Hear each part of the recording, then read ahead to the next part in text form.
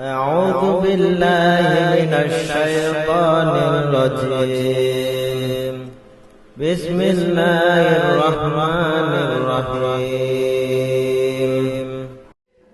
بسم الله السلام عليكم ورحمة الله وبركاته إن الحمد لله نحمده ونستعينه ونستغفره ونعوذ بالله من شرور أنفسنا ومن سيئات أعمالنا من يهده الله فلا مضل له ومن يضلل فلا هادي له أشهد أن لا إله إلا الله وحده لا شريك له وأشهد أن محمدا عبده ورسوله أعوذ بالله من الشيطان الرجيم يا أيها الذين آمنوا اتقوا الله حق تقاته ولا تموتن إلا وأنتم مسلمون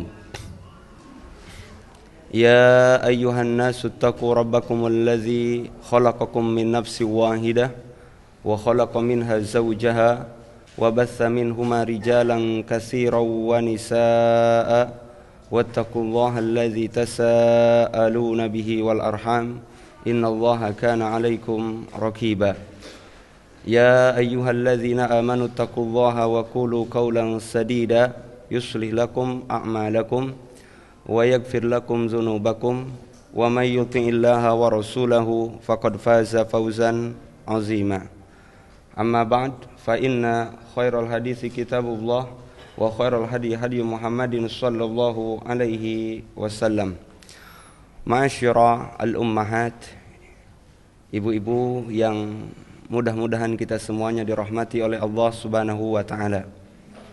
Di pagi menjelang siang ini kita bersyukur mengucap alhamdulillah, kita memuja dan memuji Allah atas segala limpahan rahmat karunia-Nya yang diberikan kepada kita semua.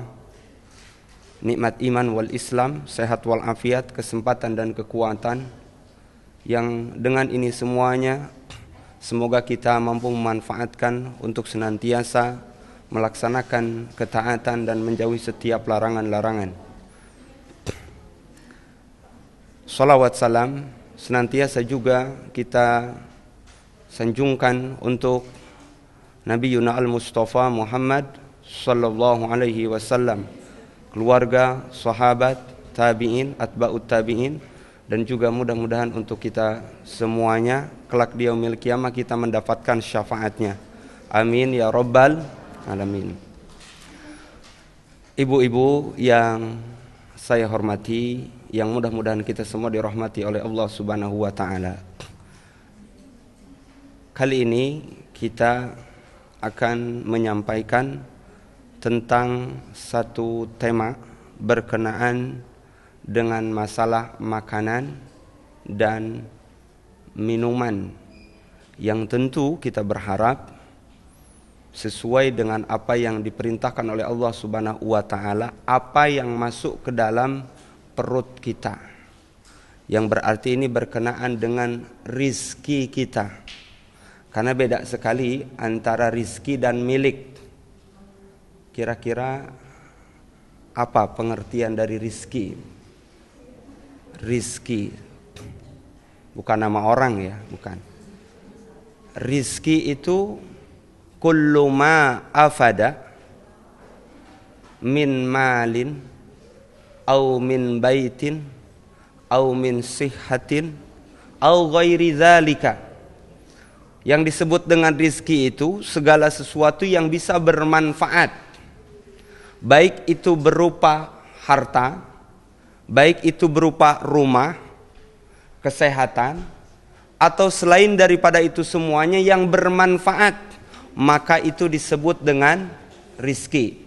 Teman yang baik itu juga rizki. Anak yang salih dan salihah itu juga rizki. Gak mesti melulu dalam bentuk harta. Jadi catatan bahwa rizki itu enggak melulu dalam bentuk harta. Dan ingat, tadi disebutkan bahwa rizki itu kullu ma afada, segala sesuatu yang bermanfaat dan bisa dinikmati. Ada orang yang punya milik, beda sekali kepemilikan dengan rizki. Karena tidak setiap milik kita menjadi rizki kita. Saya ulang, tidak setiap apa yang menjadi milik kita itu menjadi rizki kita. Tetapi setiap rizki kita insya Allah bisa jadi milik kita.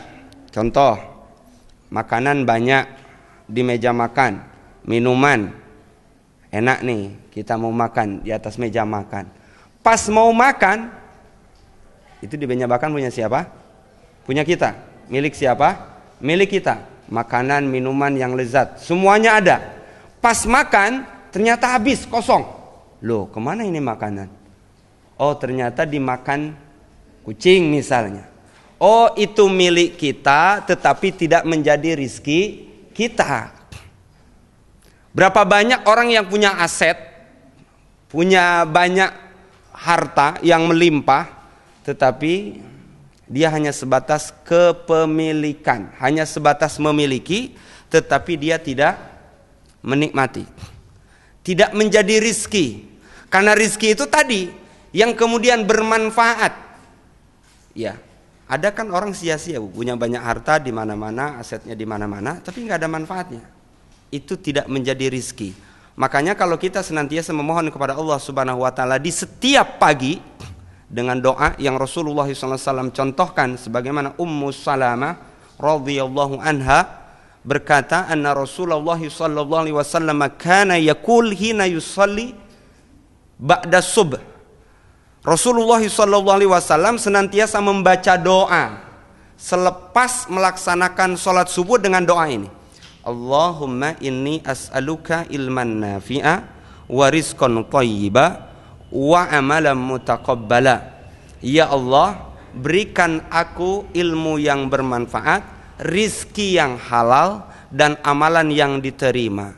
Bahasanya rizki, bukan harta yang melimpah ruah, bukan aset atau dalam bentuk rumah atau dalam misalnya bentuk kendaraan yang mewah, tidak, tapi dalam bentuk rizki. Berarti berbicara tentang rizki, berarti seluruhnya hakikatnya apa yang bermanfaat untuk kita, termasuk kesehatan kita. Satu dengan yang lainnya akan saling berkaitan. Kesehatan akan sangat dipengaruhi dengan apa yang diterima.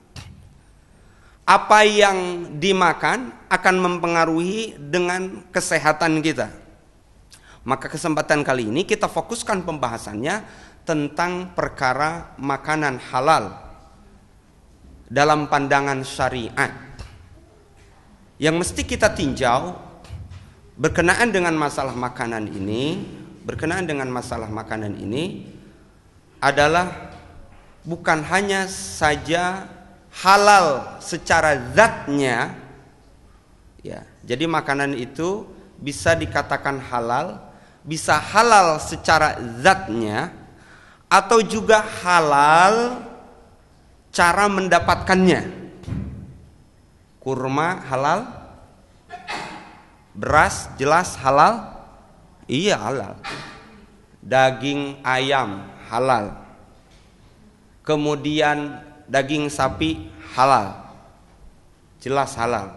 Termasuk juga jeruk, buah-buahan semuanya halal. Enggak ada bangkai jeruk, ada juga jeruk busuk ya, bukan bangkai. Ya. Ini semuanya halal, tetapi yang jadi masalah apakah dia disembelihnya kalau makanan itu dengan benar atau tidak, atau dia mendapatkannya sesuai dengan tuntunan atau tidak. Jadi halal itu bukan hanya saja zat makanan atau benda itu, tetapi juga cara mendapatkannya. Ini yang paling penting juga. Karena berapa banyak secara zahir kita lihat permen ini halal, tapi ternyata dapat ngambil di warung tanpa izin. Secara kasat mata bakwan yang dimakan itu halal, tapi karena didapatkan dengan cara darmaji. Tahu darmaji Bu? Dahar 5 bayar siji. bakwannya halal, tapi makannya, mendapatkannya ini yang haram. Sedangkan di dalam hadis yang Nabi SAW sebutkan, ayyuma lahmin nabata minal haram fannaru aula bih. Maka tidaklah setiap daging yang tumbuh dari makanan yang haram, maka neraka lebih utama untuknya. Jadi bukan hanya saja zatnya yang kita lihat, tetapi juga cara mendapatkannya. Kenapa demikian? Kenapa kita juga mesti memperhatikan cara mendapatkannya? Karena ini berkenaan dengan masalah rizki yang tadi di awal kita sampaikan, bahwa kelak nanti di yaumil qiyamah la tazulu qadama abdin hatta yus'al an arba'in. Tidak akan pernah bergeser kaki seorang hamba kelak nanti di yaumil qiyamah sampai nanti ditanya beberapa hal. Salah satunya adalah an rizkihi, tentang rizkinya. Min aina iktasabahu wa fima anfaqahu, dari mana dia dapatkan dan kemana dia belanjakan. Ibu benar mendapatkannya tapi salah mengeluarkannya, menafkahkannya, maka ini juga menjadi masalah. Apalagi salah mendapatkannya, kendati benar mengeluarkannya, ini juga tetap menjadi masalah. Jadi tidak ada dalam Islam itu prinsip terserah saya, uang saya, hasil keringat saya mau pakai belikan untuk apa juga terserah saya. Kenapa situ yang repot? Kenapa situ yang komentar? Ini kan uang saya, nggak ada begitu. Karena apa? Karena nanti akan dipertanyakan oleh Allah Subhanahu Wa Taala, dari mana? Oh benar mendapatkannya. Keluarkannya kemana? Ini Pak sedikit buat beli rokok. Dikeluarkannya untuk apa? Ngasih buat beli rokok orang. Kena loh Bu. Kena. Tapi ibu ngerokok nggak? Enggak. Tapi ngasih orang buat ngerokok, kena nggak? Kena. Makanya mohon maaf ibu, kalau ini buat uang rokok ya. Lah berarti uang kita supaya dibelikan rokok. Atau kita beli rokok di warung gitu ya, beli rokok di warung dikasih buat tukang. Ini Pak buat ngerokok. Boleh atau tidak? Ini terkait dulu masalah rokoknya halal atau haram. Ini sepengetahuan ibu. Ini berkenaan dengan pengetahuan, sekalipun memang nggak ada yang rokok. Rokok itu halal atau haram? Rokok itu halal apa makruh? Suaminya ada yang rokok nggak Bu? Ada yang rokok? Ada. Tanya sama suaminya, haram apa makruh? Jangan-jangan halal lagi. Jangan-jangan toyib. Ini mah mengandung gizi katanya. Menambah ketenangan hati, ketentraman jiwa. Nah katakanlah jelas rokok itu haram, ya. Maka ketika kita sudah membelikan uang kepada sesuatu yang haram, maka itu akan terkena hisab. Makanya kalau mau ngasih jangan bentuk rokok. Udah Bu bilang aja kasih ini sedikit nitip buat anaknya. Sekalipun kan sekarang itu kan Ustadz basa-basi doang karena malu sedikit. Karena malu sedikit ngasihnya ya udah jadi buat beli rokok. Emang rokok murah Bu? Rokok mahal loh Bu. Berapa Bu? Nggak ngerokok. Ya minimal pengetahuannya aja 15.000, 18.000. Ya 20.000. Beras 1 liter berapa? 10.000. Katakan 10.000. Ya katakan 10.000. Kalau sekarang rokok 20.000, rokok 20.000 atau 18.000 udah hampir 2 liter. Ya. Sudah 2 liter. Berarti ketika kita ngasih uang rokok 20.000, berarti itu bukan sedikit lagi, sudah 2 liter beras. Berarti sudah banyak. Berarti ibu nggak mesti malu-malu kalau ngasih uang 20.000 atau 30.000 atau 50.000, ini nitip buat anaknya. Atau ini sedikit ada titipan buat beli garam. Kalau garam kan boleh. Iya. Kalau garam jelas lebih murah, gitu. Nah ini perkara masalah rizki, cara mendapatkannya. Karena ini masalah perkara yang akan dipertanyakan oleh Allah Subhanahu Wa Taala kelak nanti di yaumil qiyamah. Apa yang masuk ke dalam perut kita akan dipertanyakan. Ini bukan masalah perkara halalnya saja, tetapi juga nanti di dalam Islam ada yang disebut dengan proporsional, keseimbangan, yang Rasulullah SAW tidaklah makan beliau kecuali beliau makan sepertiga untuk makanan, sepertiga untuk minuman, sepertiga untuk udara, untuk nafas. Pernah satu ketika sebagaimana Aisyah radhiyallahu anha menyebutkan, Rasul ketika pulang dari masjid bertanya kepada Aisyah, hal indakum syai', apakah kalian, maksudnya bukan Aisyah aja yang ditanya, punya makanan? Ketika Aisyah menjawab tidak. Apa kata Nabi sallallahu alaihi wasallam? Fa idzan inni shaim, kalau begitu saya mau puasa. Dengan demikian berarti makanan itu ketika kita makan, enggak, saya mau tanya dulu nih sama ibu. Hukum makan itu apa? Hukum makan itu apa? Ayo, tiap hari makan nggak tahu hukum makan. Apa kira-kira hukum makan? Lo wajib. Kalau nggak makan dosa berarti. Iya, wajib itu kan kalau dilakukan mendapatkan pahala, ditinggalkan mendapatkan dosa. Makan ini hukumnya apa? Wajib. Apa bu? Sunnah. Berarti kalau dilaksanakan mendapatkan pahala, ditinggalkan tidak apa-apa. Halal. Ya halal. Makanan halal. Ini hukum makannya, bukan hukum makanannya. Ini jelas halal, kue halal. Tetapi hukum memakannya apa? Hah? Emang ada hukum memakan makanan apa? Kebutuhan. Iya apa? Ini tiap hari kita makan, tiap hari kita minum. Hukumnya apa? Coba saya mau tanya dulu ibu. Ya silakan ibu. Fitrah itu maksudnya kebutuhan kan bu? Enggak, sekarang saya tanya dulu 5 hukum yang kita ketahui ada berapa? Ada 5, ada 4 apa 5? 4. 1 wajib, 2 sunnah, 3 makruh, 4 mubah, 1 lagi haram. Coba pilih di antara 5 itu.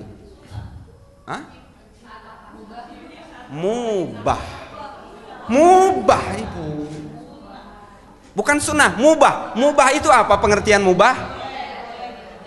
Boleh dilakukan, boleh Ibu, ketika saya lihat makanan ini jelas halal, tapi ketika saya tidak makan, dosa atau tidak? Tidak. Ketika saya makan, berpahala atau tidak? Bisa jadi enggak. Mubah itu boleh dilakukan, boleh ditinggalkan. Saya ulang, ini perkara yang ringan loh bu, ini ringan, yang tiap hari mungkin saja nanti ibu-ibu ditanya ibu, ya ini hukum makanan ini apa? Kebutuhan. Kok kebutuhan? Emang ada di antara 5 kebutuhan? Mubah itu boleh dimakan, boleh tidak, gitu. Kalau begitu, tetapi ingat, kalau misalnya niat yang mubah itu diniatkan untuk ibadah, maka bisa menjadi pahala. Saya ulang, sesuatu yang mubah kalau diniatkan untuk ibadah, maka bisa berbuah pahala. Ibu, ada lagi yang bisa memberikan contoh yang lain yang hukumnya mubah selain daripada makan. Ada hadiahnya ini kayaknya nih. Iya, ini kaos kaki hadiahnya. Kalau enggak nanti ini ada buku. Untuk yang pertama ini karena pertanyaannya mudah, jadi saya kasih hadiah ini. Berikan, jangan googling ya bu ya. Handphonenya ini kayaknya mesti ditaruh dulu ini. Ini searching dulu nih. Silakan ibu. Tidur, iya udah duluan sana ibu ya. Belakang, iya nggak apa-apa ya. Iya mohon diterima ibu, sesuai janjinya. Iya, mohon maaf ini atau panitia ya, ini panitia silakan. Iya. Tidur itu hukumnya, iya, mubah. Boleh diterima boleh enggak? Ini boleh diterima boleh enggak? Iya. Nanti kalau nggak diterima sini lagi, nanti ini lagi. Nggak apa-apa, ini makan cuma buat semangat aja ya. Tapi nanti jangan dilihat bentuknya, tapi yang penting biar semangatnya gitu. Kemudian ya tadi tidur itu hukumnya mubah. Mandi hukumnya apa? Mubah juga. Pada dasarnya mubah ibu. Pada dasarnya kecuali ketika ternyata dia sudah berhadas, hadas besar. Maka kemudian menjadi wajib. Nah ini ngebahas mubah aja dulu, ini panjang ini. Iya. Nah ini berkenaan juga dengan makan, juga hukumnya mubah. Jadi mau makan atau tidak makan enggak berdosa. Tetapi ketika sesuatu yang mubah itu diniatkan karena Allah, maka bisa jadi berbuah pahala. Ya. Kemudian ketika kita masuk dalam bab makanan, apa yang kita konsumsi, maka kita akan berbicara tentang perkara yang itu bukan hanya urusan dunia saja, tetapi juga nanti urusan akhirat. Ini bukan hanya masalah perkara perut kenyang atau lapar saja, tetapi juga nanti kita akan berbicara tentang bagaimana ketika seseorang berdoa kepada Allah Subhanahu wa taala. Karena ternyata apa yang kita makan akan mempengaruhi kesehatan kita, dan apa yang kita makan bisa juga mempengaruhi doa kita. Nabi SAW sebutkan ketika beliau menyebutkan tentang seorang lelaki, summa zakara ar-rajula ash'ata akbar yutilus safar. Ketika Rasulullah SAW menyebutkan tentang seorang yang dia selepas melakukan perjalanan jauh, rambutnya kusut, badannya lelah, letih. Padahal Allah itu Hayyun Karim, Maha pengijabah doa, apalagi kepada orang yang lemah selepas melakukan perjalanan safar atau orang yang sedang safar. Makanya orang yang safar itu doanya diijabah, karena dia dalam keadaan payah, susah. Makanya kalau ibu safar kemana saja perbanyak doa, karena itu adalah doa yang diijabah. Dan Allah Tabaraka wa Ta'ala akan mengijabah seorang laki-laki yang disebutkan oleh Nabi tadi, karena dia dalam keadaan letih, lesu, yang kemudian oleh Rasulullah SAW sebutkan ketika dia menengadahkan kedua tangannya, summa yamuddu yadayhi ilas sama, menengadahkan kedua tangannya, kemudian bertawasul dengan nama ya Rob, ya Rob, ya Rob. Salah satu doa yang diijabah itu ketika dia mengangkat kedua tangan. Mengangkat kedua tangannya gini ibu, ya, boleh menyatukan begini, ya, begini atau begini, begini boleh, begini atau begini, atau satu waktu ketika sholat istisqa begini, atau sekali-kali begini.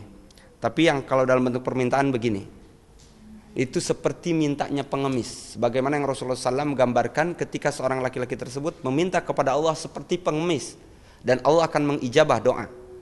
Ya. Selain daripada yang tadi saya sampaikan nggak ada, atau meletakkan tangannya di lututnya itu nggak ada, doa seperti itu nggak ada. Dan ternyata apa yang terjadi ketika Rasulullah SAW sebutkan yang mestinya seorang itu diijabah doanya, fa anna yustajabulah, tetapi doanya tidak diijabah oleh Allah Subhanahu wa taala. Kenapa tidak diijabah? Wa mat'amuhu haram wa mashrabuhu haram. Ternyata makanannya haram, yang diminumnya haram, wa malbasuhu haram, yang dipakainya juga haram, wa ghudhiya bil haram, atau didapatkan semuanya itu dengan cara yang haram. Dengan demikian, rizki yang itu didapatkan dengan cara yang haram bukan hanya saja akan berdampak pada kesehatan kita, tetapi juga akan berdampak pada doa kita.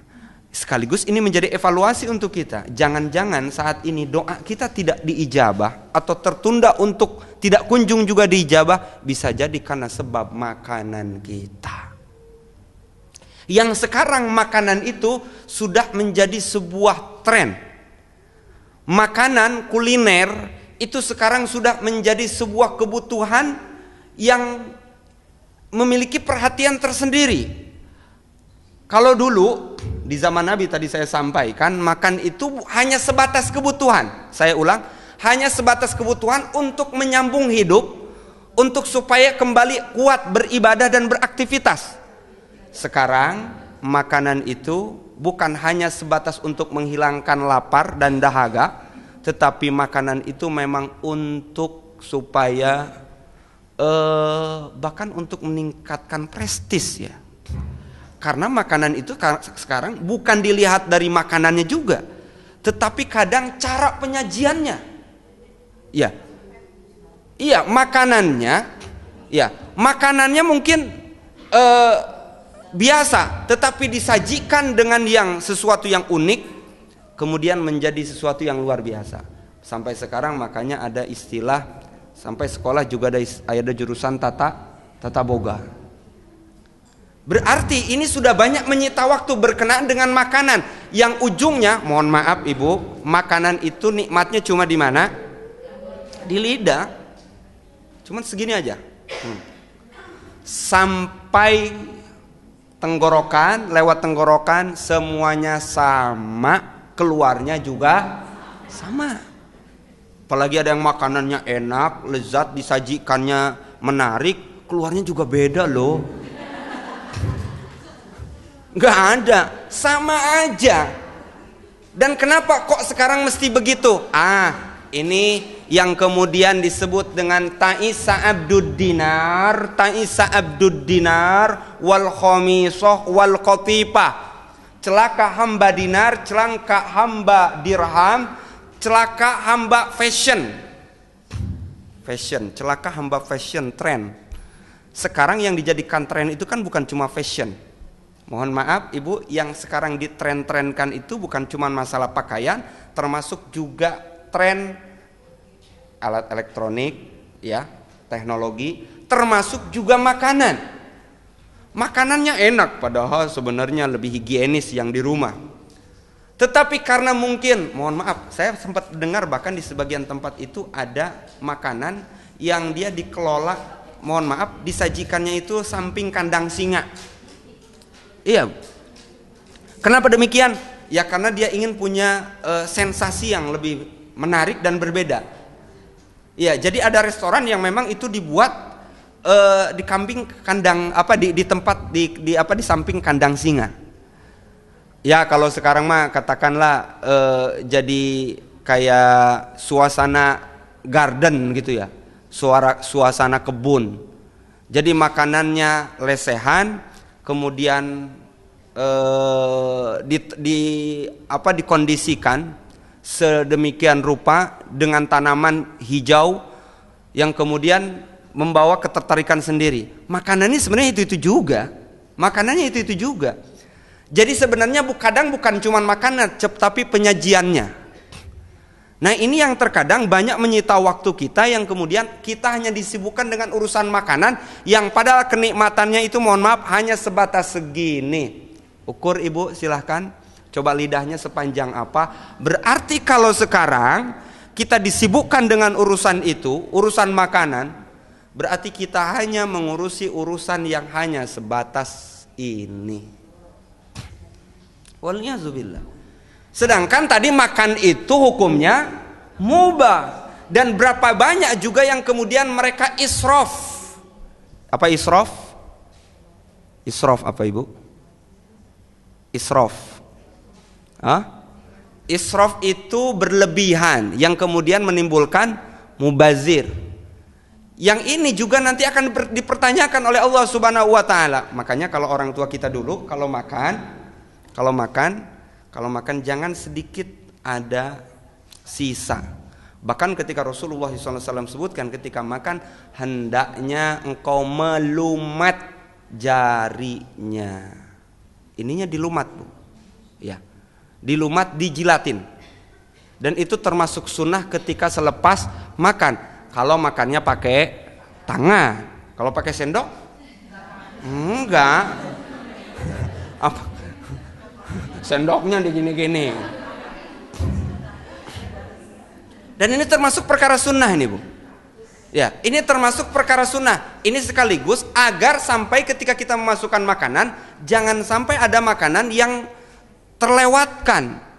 Sampai bekas-bekasnya saja agar dilumat. Falyumitha, maka lumatlah. Bahkan melumat itu bukan jari-jari kita saja, tetapi punya suami, Bu. Iya, bekas ini sunnah itu. Betul. Ini ketahuan ini romantis sih, Bun. Nah, ini kalau dalam pandangan manusia, dalam pandangan kacamata kita, jijik. Ya, tetapi justru itulah jijik itu sekaligus ini kaidah jijik itu bukan dalam pandangan kita loh, Bu. Jijik itu harus dalam pandangan agama. Sekarang saya tanya, babi jijik atau tidak? Jijik. Menurut ibu, menurut sebagian yang lain jijik atau tidak? Tidak. Dimakan? Dimakan. Jadi ada banyak perbedaan tentang jijik atau tidak itu. Sekarang saya tanya, semut jijik atau tidak? Enggak. Enggak kan? Tuh, jijik apa enggak? Ada dua mazhab di sini tuh. Ada yang bilang jijik, ada yang bilang enggak. Disinilah kita perlunya kriteria dalam pandangan agama, karena dalam pandangan manusia bisa jadi berbeda-beda. Semut menurut sebagian orang lain tidak jijik, tapi justru dalam pandangan agama menjijikan. Makanya orang yang berobat dengan semut Jepang tidak boleh, karena dia termasuk bagian daripada makanan hasarat, makanan yang menjijikan, dan itu tidak boleh dimakan. Wala tatadawau bil haram, janganlah engkau berobat dengan makanan yang haram. Maka ketika berobat dengan semut, sedangkan semut termasuk bagian daripada makanan yang menjijikan dan tidak boleh dimakan, maka dengan demikian tidak boleh dimakan. Dan berobat dengan semut Jepang ya, tidak boleh. Atau dengan undur-undur, tahu undur-undur, Bu? Ya, bukan ubur-ubur, undur-undur yang biasanya di kampung itu, ya, itu buat obat apa katanya? Iya, kencing manis ya. Ya, diabetes termasuk banyak juga. Kalau tadi semut Jepang kan buat diabetes ya. Tetap tidak diperkenankan sekalipun itu obat.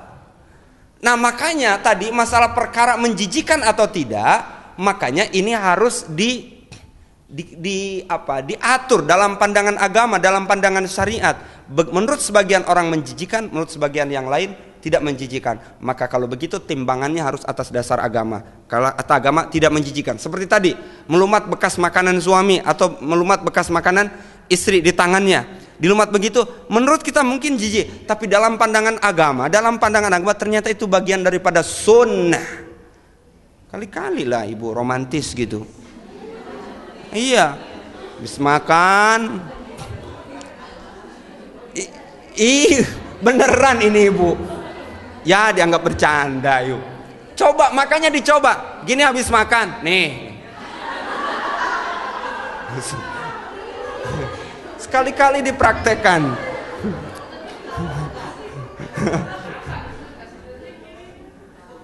Itu dalam pandangan kita. Makanya kalau seorang sudah agamanya dan keimanannya kuat, maka apa yang menurutnya tidak suka, tapi karena memang kaca mata iman yang melihat, maka sesuatu yang dianggap jijik menjadi tidak jijik. Ya, itu kan seperti orang yang sedang dilanda cinta, sesuatu yang jauh terasa dekat, yang jauh terasa dekat, yang berat terasa ringan. Bahkan kotoran ayam serasa, pernah ya Bu? Iya. Nah, makanya ketika kita juga berbicara tentang masalah makanan, mungkin akan berat ketika kita harus meninggalkan sebagian makanan kesukaan kita, padahal ternyata itu tidak diperkenankan dalam pandangan agama. Seperti apa? Ada yang bisa sebutkan satu saja, Bu. Makanan yang diharamkan oleh Allah Subhanahu wa taala. Makanan yang diharamkan oleh Allah Subhanahu wa taala dalam zatnya, bukan dalam cara mendapatkannya. Ya? Krum? Alkohol, jelas. Alkohol haram. Kalau sekarang ada misalnya gelatin itu tahu Ibu? Ya, gelatin itu halal atau haram?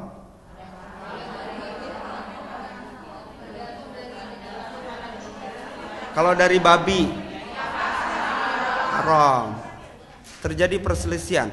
Saya tanya Ibu, sekarang kalau Ibu suntik meningitis ya, meningitis mau haji atau umroh atau polio sekarang anak-anak ya, mengandung gelatin atau tidak? Mengandung. Gelatinnya apa? Kata siapa?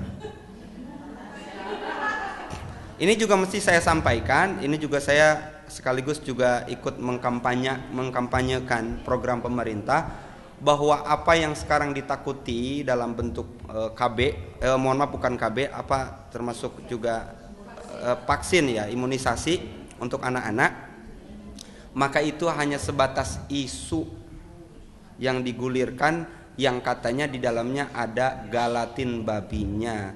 Padahal wallahu alam, saya sudah beberapa kali diskusi dengan beberapa dokter yang ini muslim juga ya, insya Allah objektif ya, muslim juga, yang memang beliau juga memiliki pengetahuan agama yang insya Allah mumpuni. Beliau katakan yang termasuk untuk anak-anak program dari pemerintah untuk imunisasi itu insya Allah ta'ala bebas dari gelatin babi. Jadi insya Allah aman. Jadi begitu. Jadi insya Allah ta'ala aman. Jadi tidak apa-apa Ibu, silakan saja imunisasi anak-anaknya, termasuk juga untuk meningitis, suntik meningitis untuk pergi haji dan umroh ya. Kemudian ini berkenaan dengan makanan, yang mesti saya sampaikan kaidah masalah makanan, asal semua makanan itu boleh dan halal sampai ada dalil yang mengharamkannya. Ini seperti kaidah muamalah, al aslu fil asya'i al ibaha, asal daripada segala perkara itu dibolehkan sampai ada dalil yang melarangnya atau ada dalil yang mengharamkannya. Kalau dalam perkara ibadah, ada yang tahu Ibu dalam perkara ibadah apa kaidahnya? Kalau tadi dalam bentuk muamalah dan makanan, kaidahnya asal dari segala makanan itu halal atau diperbolehkan sampai ada dalil yang melarang atau mengharamkannya. Kalau dalam perkara ibadah, silakan Ibu. Kaidahnya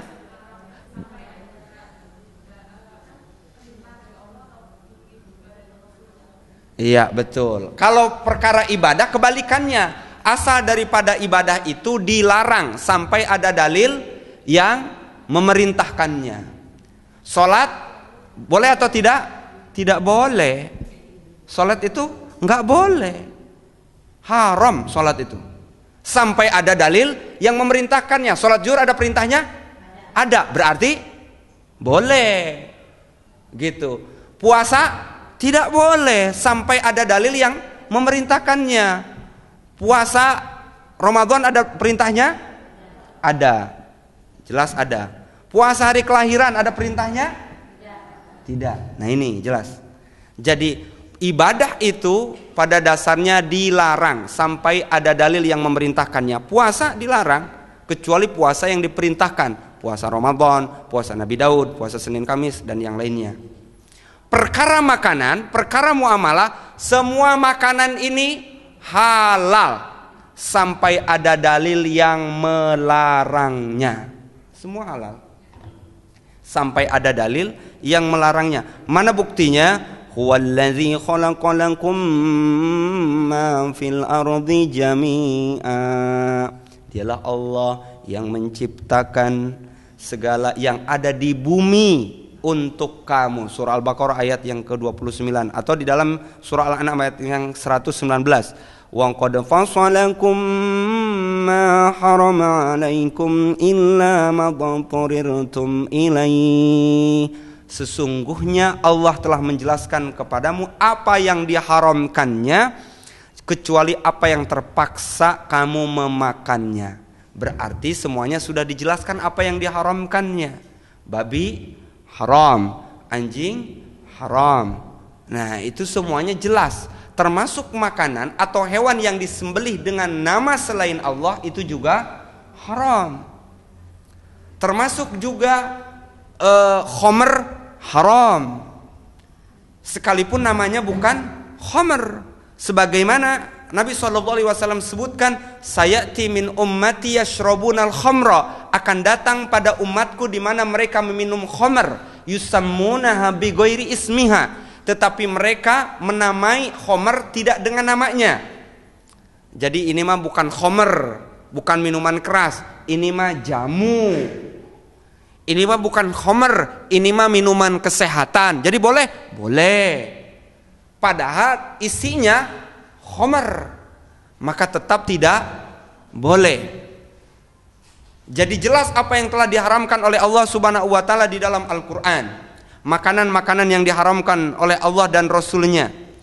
Dan juga di dalam surah Al-Maidah ayat yang ke-93, laisa 'alal ladzina amanu wa 'amilus shalihat junahu fima ta'imu idza mattaqaw wa amanu wa 'amilus shalihat. Tidak ada dosa bagi orang-orang yang beriman dan mengerjakan amalan yang salih karena memakan makanan yang telah mereka makan dahulu, apabila mereka bertakwa serta beriman dan mengerjakan amalan-amalan yang salih.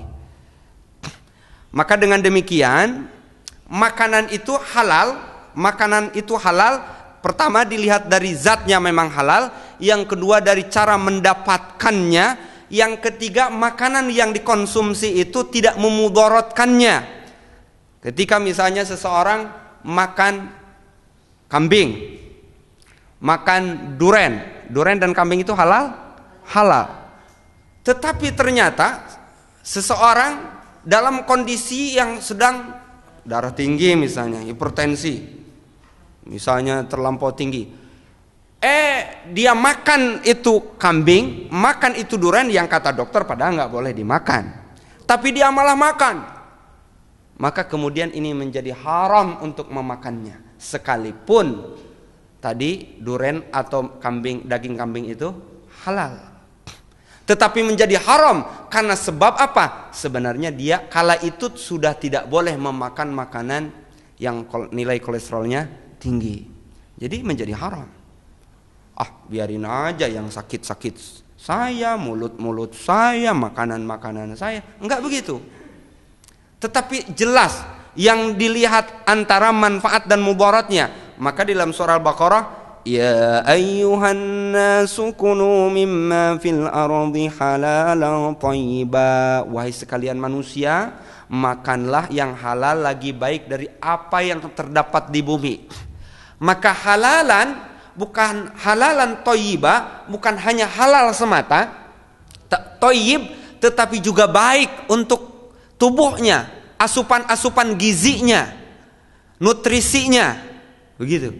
Jadi bukan cuma perkara halal, tetapi juga thayyib, bermanfaat atau tidak. Seperti tadi, seperti duren, halal, tetapi ketika dimakan menambah kebaikan atau justru malah menambah masalah. Ini yang kemudian disebut dengan thayyib. Wa yuhillu lahumut thayyibat wa yuharrimu alaihimul khaba'ith. Dan Allah menghalalkan bagi mereka segala yang baik dan mengharamkan bagi mereka segala yang buruk. Wala tulqu biaidikum ila tahluka, dan janganlah kamu menjatuhkan dirimu dalam kebinasaan.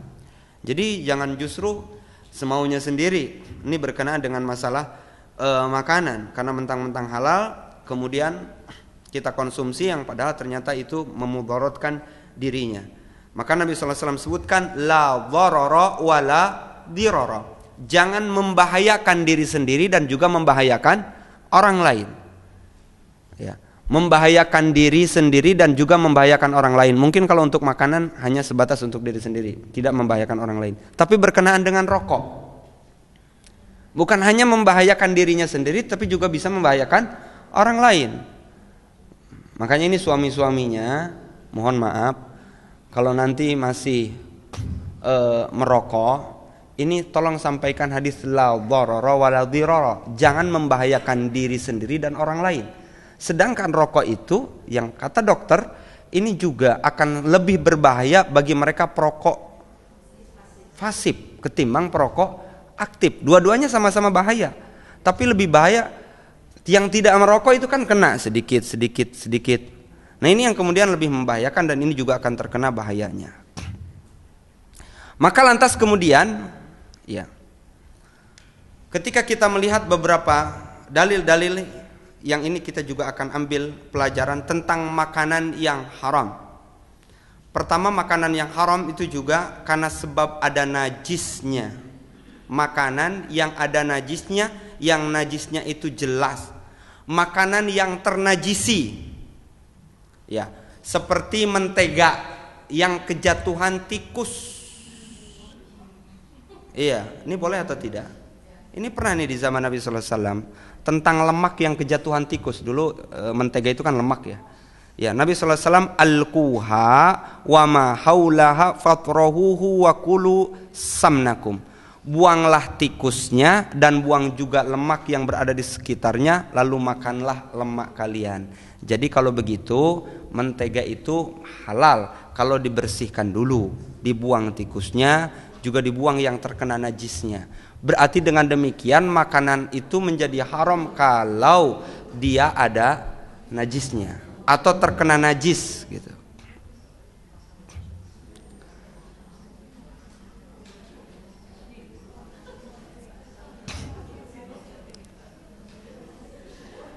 Ini kan berkenaan dengan makanan yang sifatnya padat ya. Ini makanan ada makanan yang sifatnya padat. Kalau ya tadi yang sifatnya padat jelas nanti dia dibersihkan. Seperti tadi membersihkan mentega yang terkena tikusnya. Ini kalau dalam bentuk cairan gimana ini? Makanan yang ini berupa cairan, maka mesti dirinci. Jika najisnya itu berubah salah satu dari 3 sifatnya, yaitu bau, rasa, dan warnanya, maka makanannya itu dihukumi najis. Misalnya begini, air putih, kemudian ternyata sudah dibersihkan, ternyata masih bau juga, ada bau apanya? Misalnya misalnya ada bau bangkainya, maka dia dihukumi najis karena baunya masih bau bangkai. Begitu. Jadi harus terlepas dari 3 unsur tadi. Jadi baunya, rasanya, atau warnanya. Apalagi rasanya udah bau gitu. Makanya makanan yang basi, yang sudah baunya sudah beda, sudah bau apek atau sudah bau udah tidak sesuai dengan rasanya. Kalau misalnya nasi itu sudah beda lagi, berubah misalnya. Roti itu udah bukan rasa roti lagi misalnya. Maka ini sudah menjadi haram. Udah expired. Atau warnanya, yang tadinya warnanya coklat jadi hitam misalnya, maka ini sudah menjadi haram. Maka dengan demikian makanan yang terkena najis itu haram hukumnya. Yang kedua, makanan yang jelek atau disebut dengan khabith. Yang khabith ini ya ada 2 jenis. Ada yang memang jelek karena zatnya, seperti darah, bangkai, dan babi, maka dia haram untuk dimakan karena dia jelek secara zatnya. Atau juga makanan yang jelek yaitu karena sebab memperolehnya, seperti karena sebab ada unsur riba di dalamnya. Ya, ada unsur riba.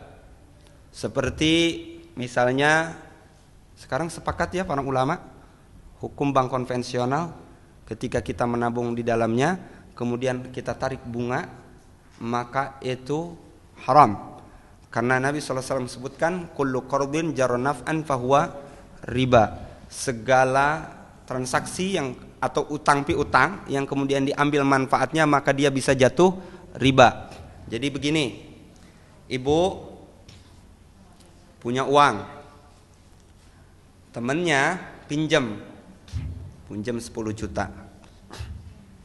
Kemudian si teman yang pinjam 10 juta ini dia bilang, "Bu, pakai dulu ya uangnya ini 10 juta." "Iya, pakai aja." "Tenanglah, nanti tenang aja." Maksudnya apa tenang-tenang di sini? Tenang aja lah, nanti saya lebihin lah. Nah, maka yang dilebihkan oleh si peminjam berapapun nominalnya, mau 10.000, 20.000, apalagi sejuta, yang tadinya 10 juta diganti misalnya jadi 11 juta, maka hukumnya haram, dan ini termasuk bagian dari makanan yang masuk ke dalam perut, maka makanan tersebut disebut dengan makanan khaba'ith, makanan yang jelek. Jadi hati-hati nih Bu, praktek riba ini. Karena ini juga masalah perkara makanan. Termasuk kredit dengan cara yang sekarang itu via leasing ya. Iya, termasuk via leasing. Ya lewat, ya sekarang kan ya termasuk rumah KPR. Itu jatuh riba juga. Tapi kan nggak saya makan Ustadz, nggak saya makan. Tetapi ibu sudah memiliki ikut kontribusi memberikan makanan yang ada unsur ribanya. Jadi nggak bisa ini Bu. Jadi makanan yang jelek itu bukan masalah perkara makanannya atau zatnya, tapi cara mendapatkannya. Ada unsur riba di dalamnya, ada unsur goror di dalamnya. Misal goror, kalau dalam bentuk goror itu apa? Asuransi. Ibu, asuransi. Asuransi itu kan goror, spekulatif, gambling. Ibu kalau misalnya sekarang naruh uang setiap bulan, kalau sakit ditanggung seluruhnya, kadang biaya juga lebih dari apa yang kita simpan. Kalau nggak sakit, berarti uang kita nggak balik lagi sama kita. Jadi untung apa rugi kalau misalnya kita naruh uang gitu ya, kemudian kita nggak sakit-sakit? Ya untung apa rugi? Untung apa rugi? Hah? Rugi. Rugi apa untung? Ya Ibu, kalau sakit untung apa rugi? Ya kalau nggak sakit berarti untung. Kalau nggak sakit untung, tapi uang kita hilang. Itu gambling itu begitu Bu. Itu yang namanya goror itu begitu. Nggak jelas kepemilikannya punya siapa, ke kita berapa, ke sana berapa. Gambling, maisir, ada sisi perjudian di dalamnya. Maka hal yang semisal ini yang kemudian dalam bentuk makanan ya, kemudian dimakan, maka ini bisa menjadi haram dan termasuk kategori makanan yang khaba'ith. Aduh, sekarang mah udah repot ya Ibu. Sekarang apa-apa ada unsur ribanya, ada unsur gorornya. Padahal ini saya singgung sedikit, ini berkenaan dengan masalah riba. Nabi SAW sebutkan, innar riba, sesungguhnya riba itu salasu wa sab'una baban. Ada 73 pintu. Pintu dosa daripada riba itu 73 pintu. Aisaruha, seringan-ringannya orang yang memakan makan riba, mislu ayyatazawwajar rajula ummu. Jadi seperti anak yang menzinahi ibu kandungnya sendiri. Kira-kira kalau ibu melihat ada anak menggauli ibu kandungnya sendiri, kira-kira gimana? Kira-kira gimana? Kira-kira gimana? Bejat. Orang yang memakan riba itu yang paling ringan dosanya seperti dosa seorang anak yang menggauli ibu kandungnya sendiri. Waliyahzubillah. Dan ini nanti ini kaitannya dengan masalah makanan, kaitannya dengan masalah rizki yang kita konsumsi.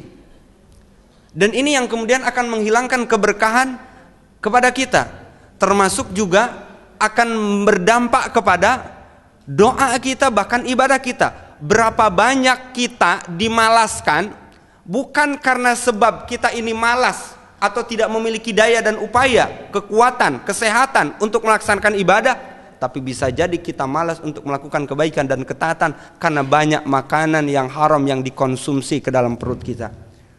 Coba lihat Bu, dulu anak-anak kita kalau disuruh, nak cepat masuk ke rumah, cepat dia masuk ke rumah. Nak mandi dulu ya, cepat dia mandi. Nak belajar dulu, ngaji semuanya, nggak ada yang berani ngelawan, semuanya nurut anak-anak kita. Berkah makanannya juga didapatkan dengan cara yang halal. Mungkin ini menjadi bahan evaluasi untuk saya dan kita semuanya. Jangan-jangan ketika anak-anak kita kok sulit untuk dididiknya, bahkan dia bandel, bahkan dia berani melawan kepada kedua orang tuanya, bisa jadi bukan hanya sebatas faktor memang dia pergaulan, tapi bisa jadi karena sebab faktor makanan yang dimakan. Ini jadi bahan evaluasi untuk kita. Kenapa? Mungkin tadi makanannya ada unsur-unsur yang kemudian ada keharamannya, kan ada unsur gorornya, ada unsur ribanya. Sedangkan itu dosa besar dan itu akan kemudian berdampak kepada ibadahnya. Ini makanya kita masalah rizki itu lebih baik qanaah lah Bu. Qanaah itu gimana? Menerima apa adanya. Qad aflaha man aslama wa razaqahu kafafa wa qanna'ahu Allahu bima atah. Maka sungguh beruntung orang yang diberikan rizki oleh Allah, orang yang dijadikan Islam oleh Allah, kemudian Allah cukupkan rizki kepadanya dan dia qanaah menerima apa adanya atas apa yang Allah berikan kepadanya. Jadi yang nggak mesti ngoyo gitu. Ya udah makanan adanya itu ya sudah itu. Adanya ya tempe, tahu, ya sudah itu. Enggak mesti kita memaksakan diri kemudian makan di luar yang kemudian itu terjadi tabzir, bukan hanya tabzir atau mubazir, tetapi juga kadang kita nggak tahu atas kehalalan makanan yang kita makan. Ibu sekarang makan misalnya ke Kelapa Gading. Di Kalimalang juga banyak kuliner ya Bu ya sekarang. Kuliner. Makan di sana. Ibu kira-kira sudah tahu belum makanan seperti ayam itu disebut ketika disembelih menyebut dengan nama Allah? Kita tidak tahu. Ya, atau makanan atau ayam yang misalnya itu didatangkan dari Eropa misalnya, atau hasil impor yang itu didatangkan dari luar. Kemudian kita makan. Boleh atau tidak kita memakannya? Sedangkan kita tidak tahu loh, Bu, itu mengucapkan basmalah atau tidak. Boleh atau tidak? Bahkan bisa jadi makannya pakai gergaji gitu, pakai mesin. Ya, bahkan ada yang diinjak-injak loh. Makannya nyembelihnya ada yang diinjak-injak pakai kaki. Kira-kira boleh atau tidak makan makanan yang semisal itu? Boleh atau tidak?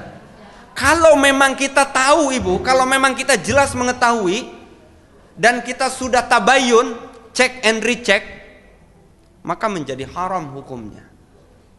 Tetapi kalau misalnya kita was-was dan memang tidak ada dugaan bahwa kita meyakini bahwa ini adalah halal, maka halal saja pada dasarnya. Jadi nggak mesti nanya Ibu nanti kalau makan, misalnya makan di tempat restoran, ini ayamnya dari mana ini?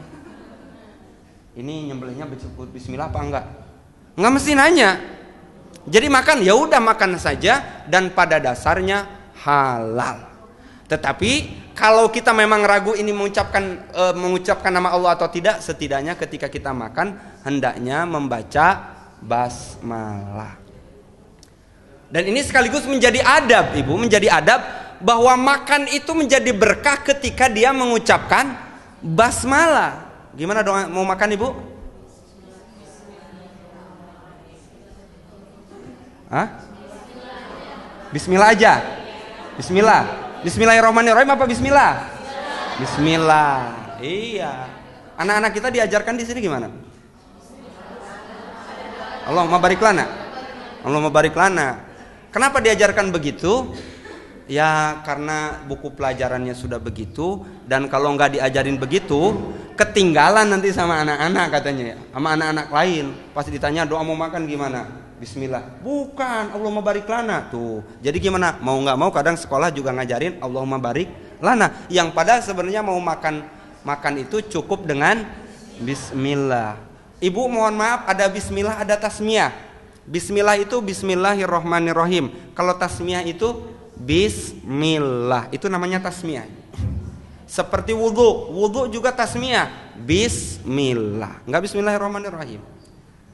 Dan ketika dia makan dengan mengucapkan basmalah atau tasmiyah tadi, maka insyaallah ta'ala setan juga tidak ikut makan. Tetapi ketika dia makan tidak mengucapkan nama Allah, maka setan ikut bersamanya makan. Maka setan bersamanya ikut makan. Nah, Kak, kok nggak kelihatan makan setan? Nggak kelihatan sama kita. Nggak kelihatan memang. Tetapi ingat Bu, yang dilihat apa? Nanti yang masuk ke dalam kita itu keberkahannya yang hilang. Jadi ketika makan masuk ke dalam perut kita, bukan menjadikan kita semangat ibadah, melakukan kebaikan dan ketaatan, tetapi justru malah semakin malas untuk beribadah. Itu namanya makanan yang hilang keberkahan di dalamnya. Maka dengannya, kalau kita mau mendapatkan makanan yang berkah, salah satunya ya ketika makan minimal mengucapkan tasmiyah tadi. Atau ketika lupa, gimana kalau lupa Bu? Bismillahi awwalahu wa akhirahu. Selepas makan doanya. Yang bisa silahkan Ibu, saya kasih hadiah, mohon maaf, ini ada bersama keluarga masuk surga. Ya, Ibu mungkin nggak seberapa buku ini, tetapi insya Allah ini hadiah berkah. Doa sesudah makan. Yang sahih ya, yang sesuai dengan hadis yang sahih. Doa sesudah makan. Silakan Ibu. Ya. Silakan Ibu, silakan. Satu atau angkat tangan dulu, silakan. Ahyana ba'da ma'amatana. Itu mah doa bangun tidur, Ibu.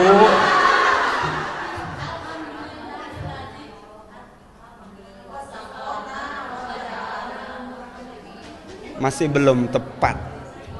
Itu yang nyambung yang di tengah kita itu ya. Alhamdulillazi amana wasakona wajalana. Selain daripada itu yang masyhur, mohon maaf sekalipun itu didhaifkan oleh para ulama tentang hadisnya. Tetapi yang saya hendak tanyakan hadisnya yang sahih. Doa selepas makan. Ada yang tahu Ibu?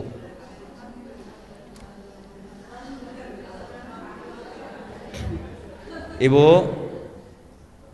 doa selepas makan. Alhamdulillah, ya udah itu. Anak TK juga apa-apa alhamdulillah bisa. Apa-apa alhamdulillah. Pokoknya kalau mau mulai bismillah, selesai alhamdulillah. Udahlah jalan alternatif aja, yang mudah-mudah aja katanya. Enggak begitu Ibu. Ada yang bisa Ibu? Enggak ada. Enggak ada. Panitia ada. Alhamdulillah. Ini nggak ada papan tulis ya Ibu ya. Atau nanti dicek, nanti ditulis, dicari alhamdulillahillazi, nanti di doa-doa ya Bu. Doa-doa dan wirid. Doa selepas makan atau silakan googling juga silakan Ibu. Ada apa enggak ini?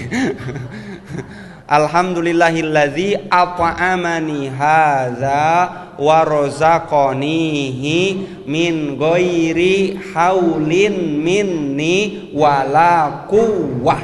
Ada? Ada. Iya. Iya. Alhamdulillahillazi at'amani hadza wa razaqanihi min ghairi haulin minni wala quwwah.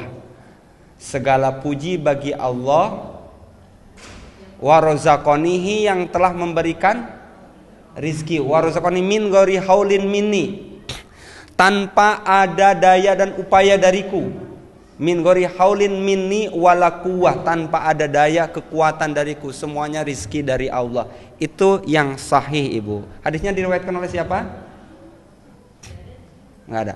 Hadisnya itu sahih Ibu lihat, sebagiannya diriwayatkan oleh Abu Daud dan juga Imam Muslim. Jadi alhamdulillazi amana wa razaqana wasakona waja'alna minal muslimin, itu diperselisihkan keabsahan hadisnya. Sekalipun itu telah masyhur di tengah kita. Itu. Dan ini termasuk bagian daripada bagaimana kita mendapatkan makanan yang berkah. Makanan yang ketika kita telah memakannya semakin semangat untuk ibadah. Dan sebagai bahan evaluasi untuk kita Ibu, kalau kita selepas makan itu malah semakin malas ibadah, jangan-jangan ada beberapa faktor yang menyebabkan kita malas karena sebab makanan tersebut. Ima ada unsur keharamannya dari sisi zatnya. Yang kedua, bisa jadi cara mendapatkan makanannya itu dibeli dengan harta yang haram. Yang ketiga, bisa jadi karena apa? Bisa jadi karena tidak mengucapkan basmalah atau tidak mengucapkan hamdalah sebagai bentuk kesyukuran kita kepada Allah. Begitu. Ini berkenaan dengan masalah makanan. Kemudian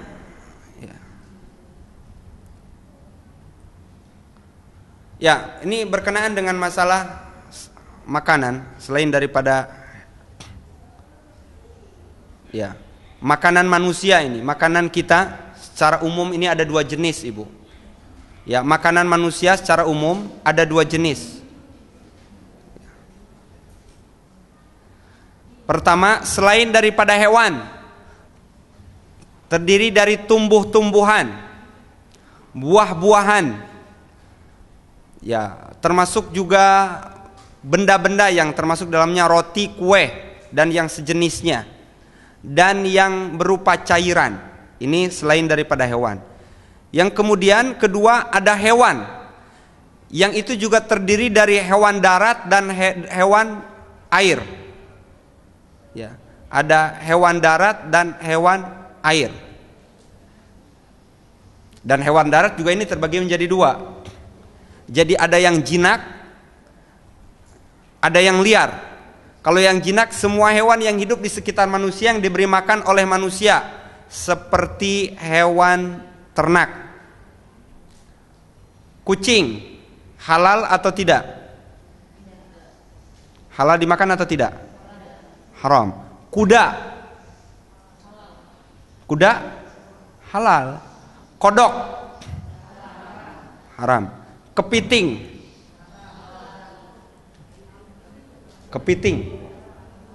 kok masih ragu? Halal. Kepiting halal, Ibu. Siput, Ibu. Iya, dua alam, tetapi dia lebih banyak di mana? Lebih banyak di air. Jadi yang dua alam juga nanti nggak semuanya haram, termasuk kepiting. Ini boleh. Ini kalau misalnya sekarang kepiting diharamkan, niscaya ini siput-siput semuanya diharamkan oleh MUI. Iya, itu kan banyak apa? Kepiting semua, Ibu, makan. Iya. Mohon maaf, ada colokan laptop. Ada ya? Oh iya.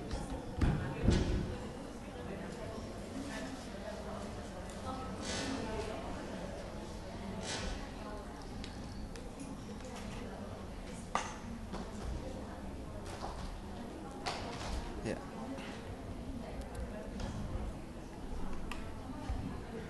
Ya, masuk.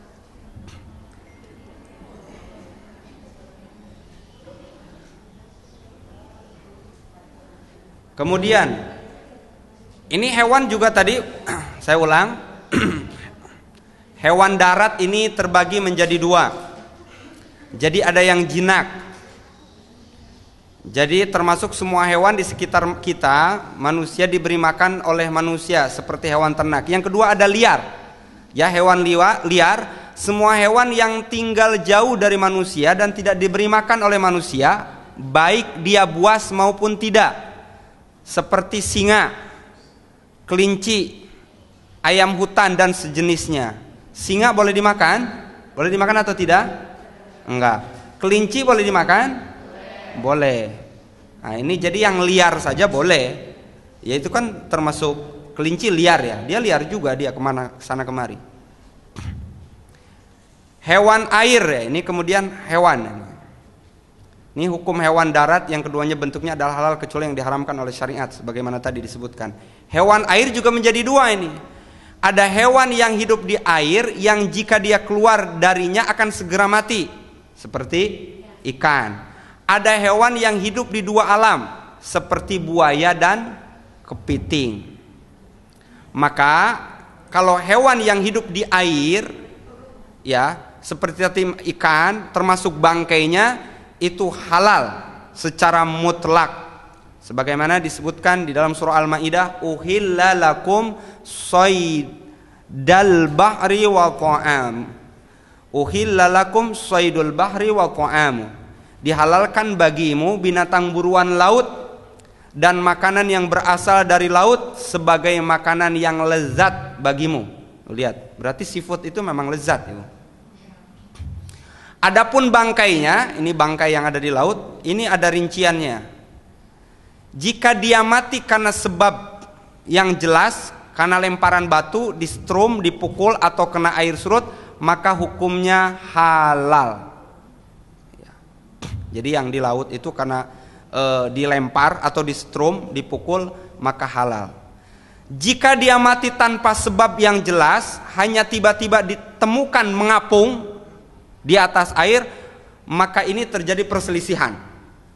Jadi tiba-tiba ibu dapat makanan, padahal nggak dilempar, nggak dipancing, tiba-tiba ngapung aja gitu. Ini terjadi perselisihan.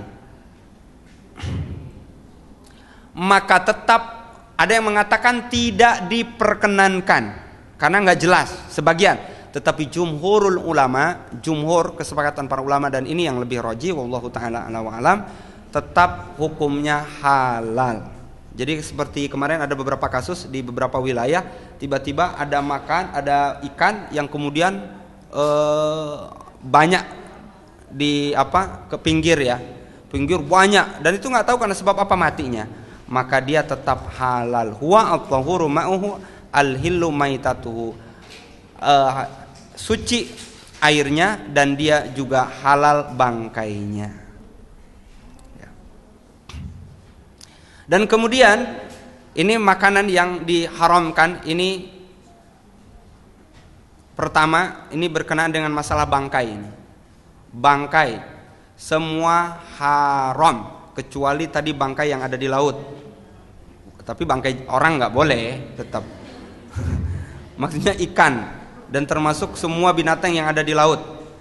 Hurrimat alaikumul maitatu waddamu walahmul khinzir wa ma uhilla li ghairillah wal munkhaniqatu wal mauquzatu wal mutaraddiyatu wan natihah wa ma akalas sab'u illa ma zakkaitum. Ini diharamkan bagimu memakan bangkai, darah, daging babi, daging hewan yang disembelih atas nama selain Allah, ya, dan yang diterkam binatang buas kecuali yang sempat kamu menyembelihnya. Jadi sempat menyembelihnya. Jadi balu, termasuk seperti menyembelih dengan tembakan boleh atau tidak, Bu? Binatang buruan. Kalau binatang buruan boleh, kalau memang ditembak mengucapkan basmalah. Bismillah, tembak pakai sniper dan dia niatkan untuk sembelih, maka halal.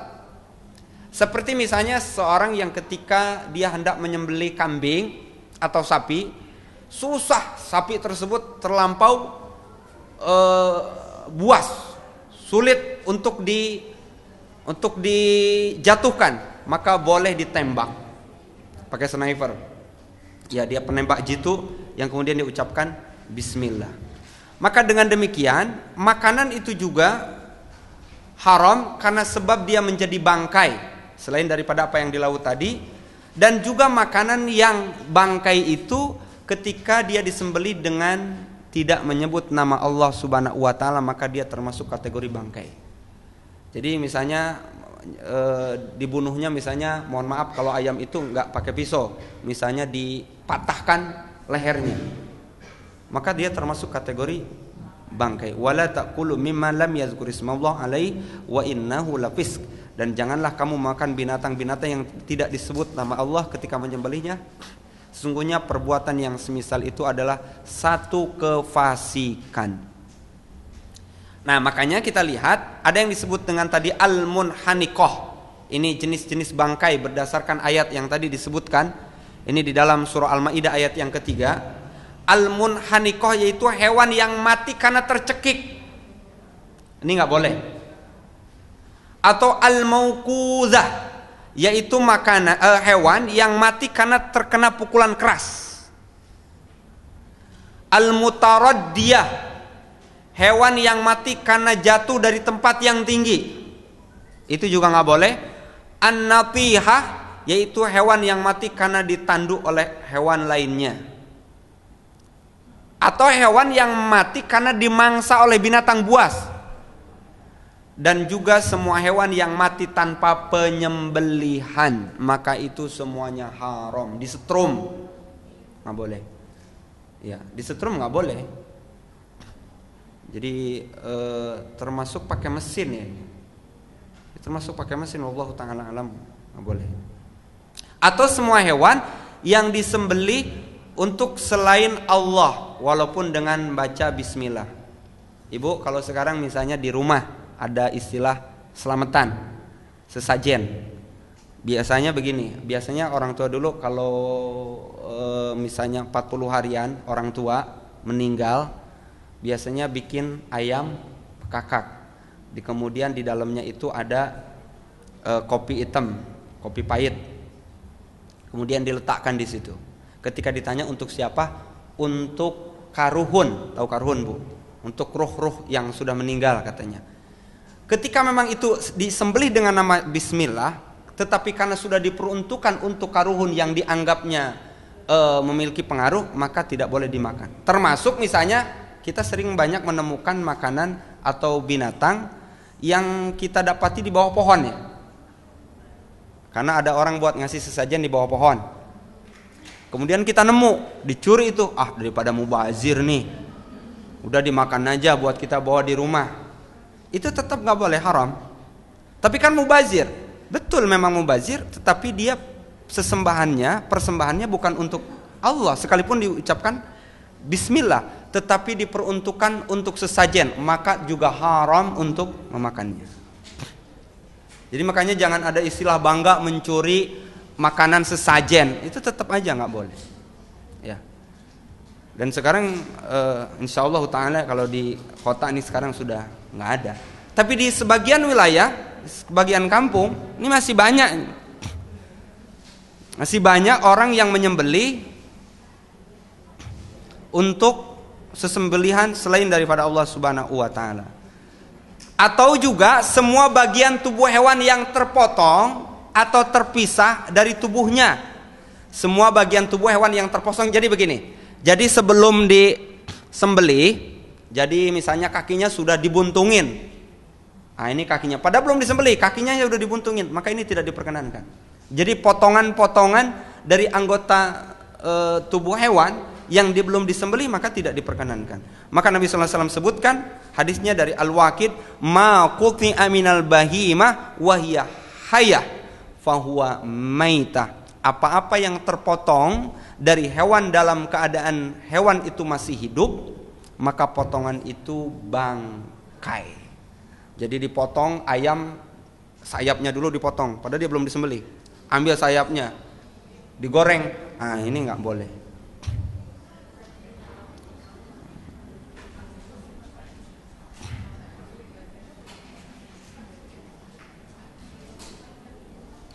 Kemudian ini ya termasuk yang tidak diperkenankan juga, ya.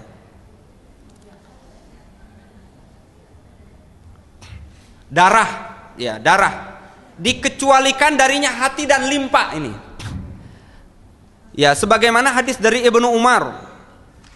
Ya.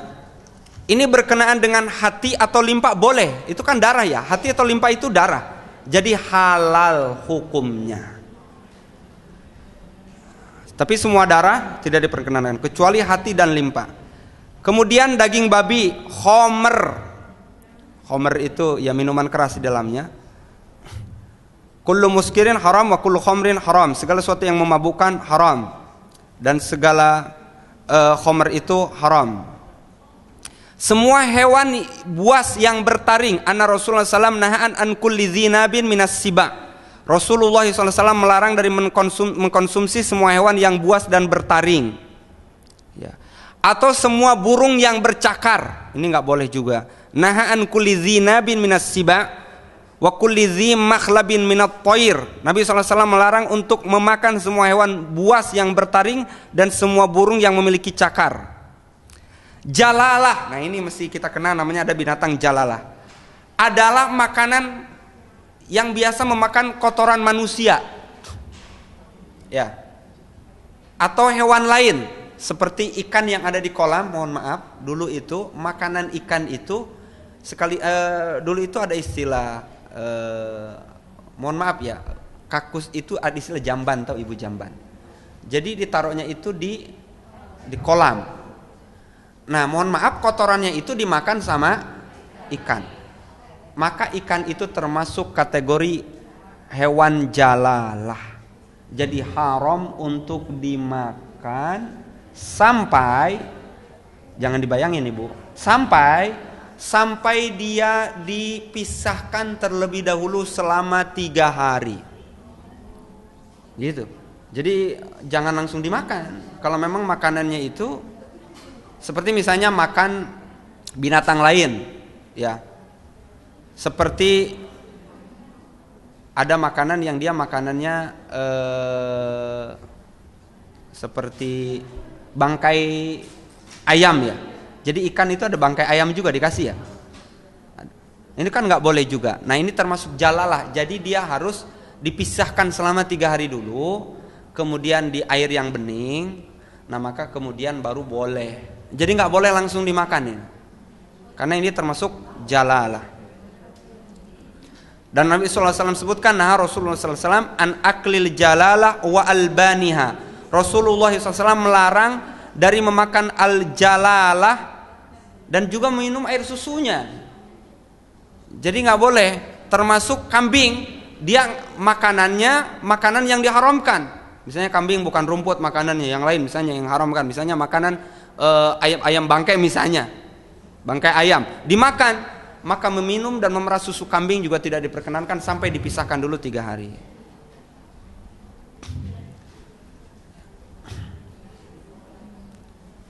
Nah, ini kuda tadi kita sampaikan boleh. Kemudian juga ini anjing jelas tidak diperkenankan. Kucing ini haram hukumnya untuk dimakan, baik yang jinak maupun yang liar, dan jumhur ulama menyatakan haram hukum memakan kucing. Termasuk juga monyet, daging monyet ini haram hukumnya. Ini sekalipun mohon maaf, ini saya dapati informasi bahwa ternyata ya monyet itu buat obat juga katanya, buat obat eksim. Ya, buat obat eksim. Ternyata tidak boleh juga. Tidak diperkenankan, haram. Gajah ini juga termasuk haram. Musang juga termasuk haram. Ya. Nah, beda dengan kelinci. Kelinci ini boleh. Anna Rasulullah sallallahu alaihi wasallam uhdiyalahu adwun min arnab faqabilahu. Sungguhnya Nabi sallallahu alaihi wasallam pernah diberikan hadiah berupa potongan daging kelinci, maka Nabi sallallahu alaihi wasallam pun menerimanya. Belalang halal atau haram? Belalang boleh Ibu, belalang boleh. Ini Ibnu Umar, bangkai belalang itu termasuk yang diperkecualikan dari bangkai yang diharamkan. Karena Nabi SAW ini akal gozwan intak kulujar, kami berperang bersama Rasulullah SAW sebanyak 7 peperangan, sedangkan kami hanya memakan belalang. Jadi belalang boleh. Jadi biasanya di Jawa itu dijual belalang kemudian digoreng. Ya perkara nanti itu alergi atau tidak itu perkara urusan masing-masing. Tapi pada dasarnya halal. Ya.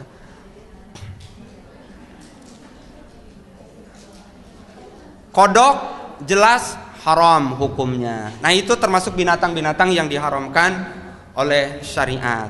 Maka sekali lagi saya sampaikan bahwa kaidah masalah makanan itu semuanya dihalalkan oleh Allah sampai ada dalil yang mengharamkannya. Ya.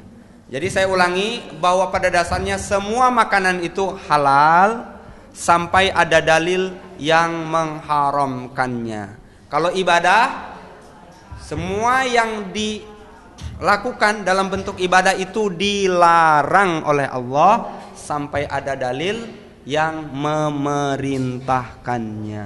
Wallahu ta'ala a'la wa alam. Maka dengan demikian ini masalah makan. sebagaimana apa yang kita lihat dan menjadi fenomena saat ini, bahwa makanan itu dia akan berkah ketika dia proporsional.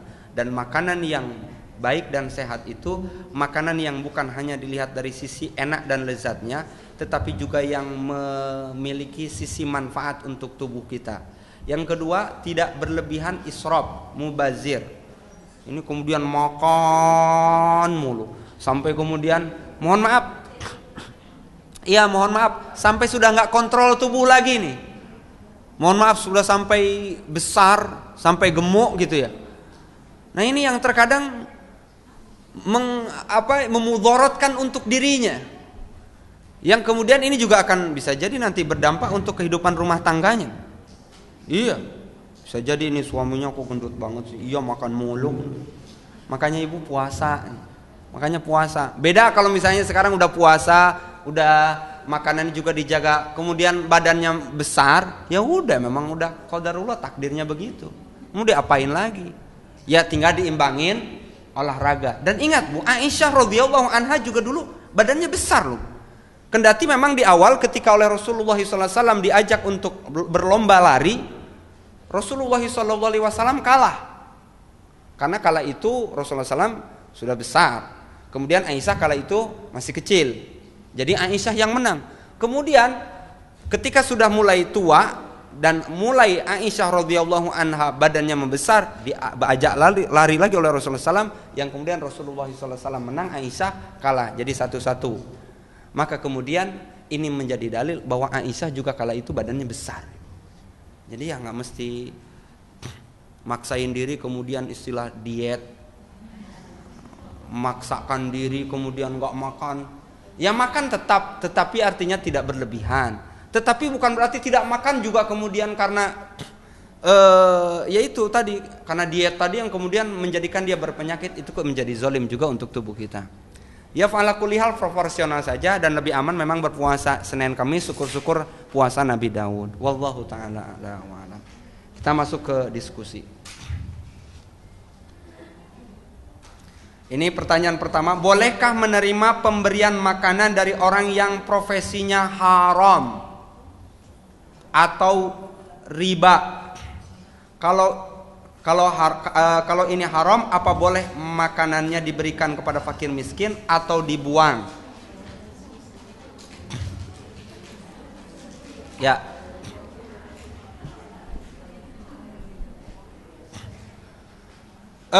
Pertama,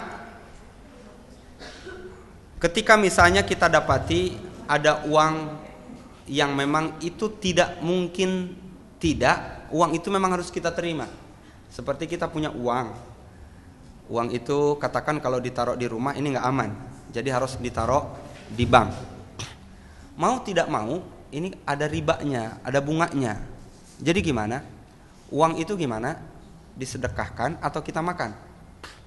Maka itulah kemudian para ulama, dan ini berijtihad, maka kalau memang tidak bisa kita menghindari bunga bank, maka kalau begitu disedekahkan saja untuk kepentingan umum, fasilitas publik untuk jalan. Sebagian memang mengatakan tidak boleh juga dibelikan kepada fakir miskin. Sebagian ya para ulama, karena hadisnya begini. La'ana Rasulullah SAW akilur riba wa mukilahu wa katibahu wa syahidai. Sungguhnya Allah melaknat orang yang memakan riba dan orang yang diberi makan riba. Berarti orang yang memakan riba dan yang diberi. Orang yang diberi, kita punya uang riba, kemudian saya berikan, ini kan tahu nih uang riba, saya kasih aja sama dia. Nah maka atas dasar hadis ini sebagiannya katakan tidak boleh. Jadi gimana? Jadi berikan kepada, ya misalnya untuk kepentingan umum, untuk jalan, semen, pasir, kan dia nggak dimakan tuh. Nah, jadi berikan untuk fasilitas-fasilitas publik. Tapi sebagian yang lain lagi mengatakan boleh untuk mereka yang memang membutuhkan, seperti orang miskin. Ingat, miskin itu juga bukan miskin karena memiskinkan dirinya, bukan. Tapi memang miskin itu disepakati oleh orang-orang di sekitarnya. Minimal 3 tokoh yang menyaksikan kalau dia itu miskin. Dia sudah berusaha, berupaya, tetapi juga tak cukup untuk memenuhi kebutuhannya. Atau juga fakir, dia juga memiliki kecacatan tubuh. yang kemudian ketika berusaha berupaya juga dia tidak mampu, maka orang yang semisal ini mendapatkan boleh dari harta zakat atau sedekah atau juga dari harta riba tadi. Bahkan sekarang mohon maaf Ibu, sudah ada lembaga khusus penerima harta yang dihasilkan dari harta riba. Silakan Ibu googling aja. Ada khusus dan itu diperuntukkan untuk kepentingan umum seperti untuk radio ya, buat radio komunitas, termasuk juga untuk pembuatan jalan dan yang semisalnya. Jadi sudah ada. Jadi boleh atau tidak kalau kita sudah mengetahui itu halal haram atau wallahu alam begini Ibu, apa memang semuanya haram dia? Profesinya dia haram seluruhnya? Kan tentu tidak juga. Jadi wallahu taala ala wa alam. Jadi dalam muamalah kita tidak mengapa. Sebagaimana Rasulullah SAW bermuamalah dengan orang Yahud. Orang Yahud cara mendapatkannya entah halal atau haram. Tapi Nabi SAW juga bermuamalah dengan orang-orang Yahud. Seperti Nabi SAW pernah membeli makanan dari orang Yahud dengan kredit bahkan, dan kemudian baju besinya dijadikan sebagai jaminan. Itu menunjukkan boleh, dan kita boleh menerima hadiah dari orang yang memang profesinya haram. Dan ini kan haramnya juga masih ada dua Ibu, enggak seluruhnya haram kan. Mungkin hanya ada sebagian yang memang dia ada unsur haramnya. Beda kalau memang dia dari pencuri, perampok.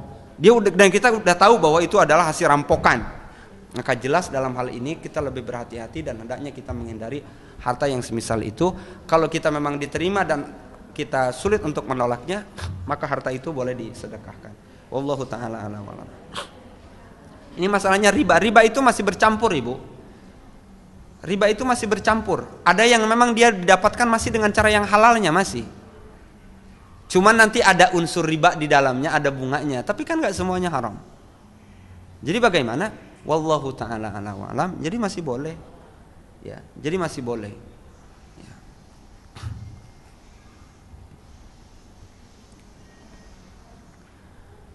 Kemudian hukum memakan makanan kue yang mengandung rum. Rum itu alkohol ya. Karena innamal a'malu binniyat. Karena niatnya untuk makan, bukan untuk mabuk-mabukan. Ini terjadi perselisihan Ibu, ketika misalnya ada unsur makanan seperti misalnya, saya kasih analogi begini Ibu, seperti kasus galatin yang itu dari awalnya dari galatin babi misalnya. Kemudian itu bercampur kepada makanan. Kalau ternyata unsur galatinnya itu sudah berubah secara kimia, dan ada istilah-istilah kimia yang kemudian ketika telah dirubah, maka kemudian dia tidak lagi menjadi haram. Seperti khomer, ketika dia sudah berubah menjadi cuka, atau cuka ketika dia berubah menjadi khomer, maka dia sudah menjadi haram. Tadinya cuka itu halal, ketika dia berubah menjadi khomer, ya maka menjadi haram.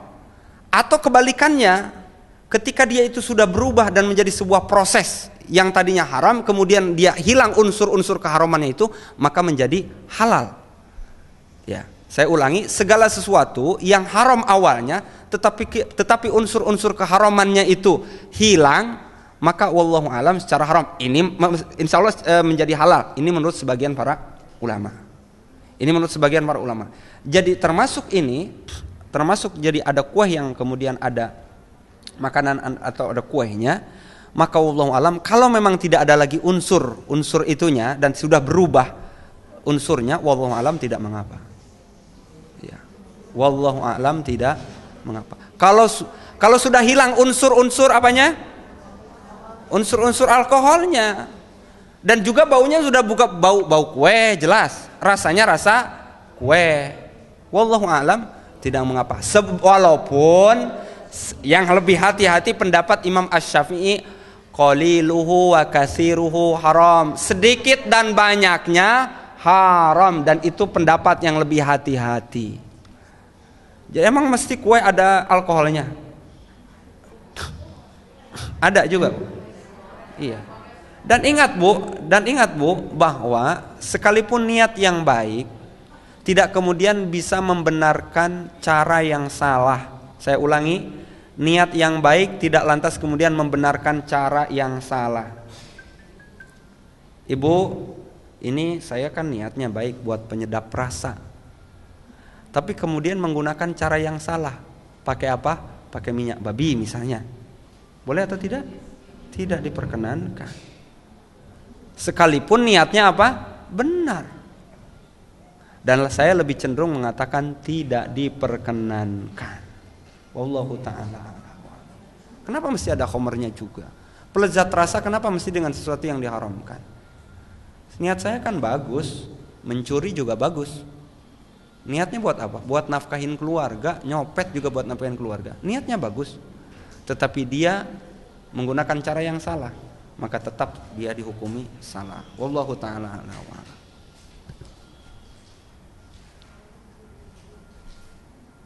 Jika kita makan di resto atau kafe-kafe,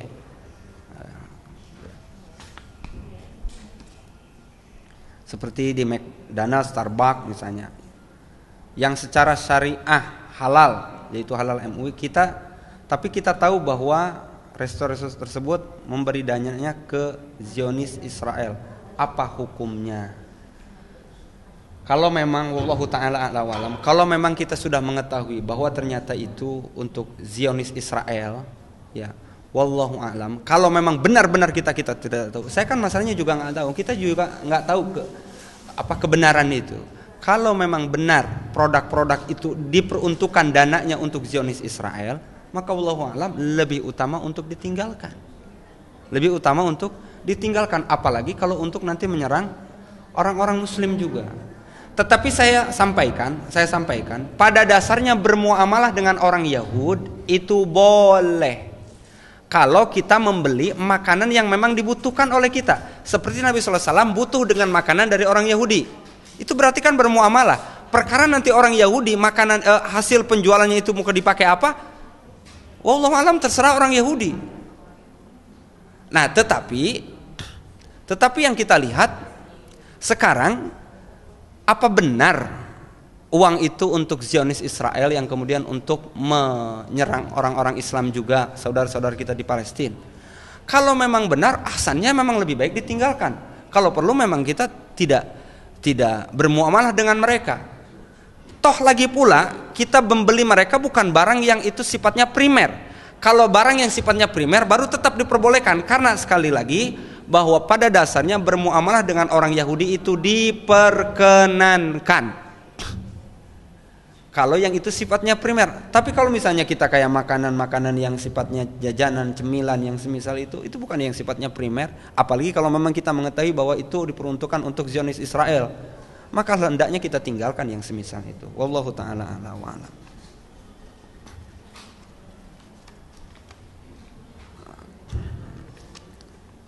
Bagaimana cara kita mengetahui, meyakini makanan yang kita beli di food court atau restoran itu masih halal? Karena tidak semua restoran mencantumkan label halal MUI. Biasanya cuma pelang tulisan yang dibuat sendiri seperti 100% halal tanpa sertifikasi dari MUI. Wallahu a'lam, kita ini orang Islam tidak diberikan beban melewati batas kemampuan kita. Jadi begini, ada yang disebut dengan was-was. Kalau was-was itu begini, Bu. Was-was itu kita sudah dapat informasi bahwa restoran tersebut ada makanan yang ada unsur haramnya. Dan ada banyak orang yang mengatakan semisal itu, dan itu juga pernah ada bukti misalnya. Nah, dengan demikian kita hendaknya cek dulu, tabayun dulu, dan ketika ternyata benar, hendaknya kita tinggalkan. Tapi kalau misalnya itu tidak ada bukti dan tidak ada apa-apa, dan itu memang orang juga banyak di situ, wallahu alam, masih tetap halal, karena pada dasarnya tetap halal dan masih tetap mubah. Dan kita hendaknya kita nggak mesti nanya-nanya, kecuali kalau memang sudah ada informasi bahwa ternyata diduga restoran tersebut ada makanan yang mengandung makanan haramnya. Maka kalau begitu hendaknya cek, tanya-tanya dulu. Tapi kalau misalnya tidak diduga, kemudian kita membuat praduga tersendiri, nah maka ini yang kemudian takallub, membebani diri sendiri. Hendaknya hal yang semisal ini dihindari. Jadi bagaimana? Ya sudah, makan saja. Dan kadang satu restoran itu tidak menggunakan sertifikat MUI karena bisa jadi memang belum didaftarkan. Iya. Ya tidak ada sertifikat MUI-nya. Kadang memang belum didaftarkan.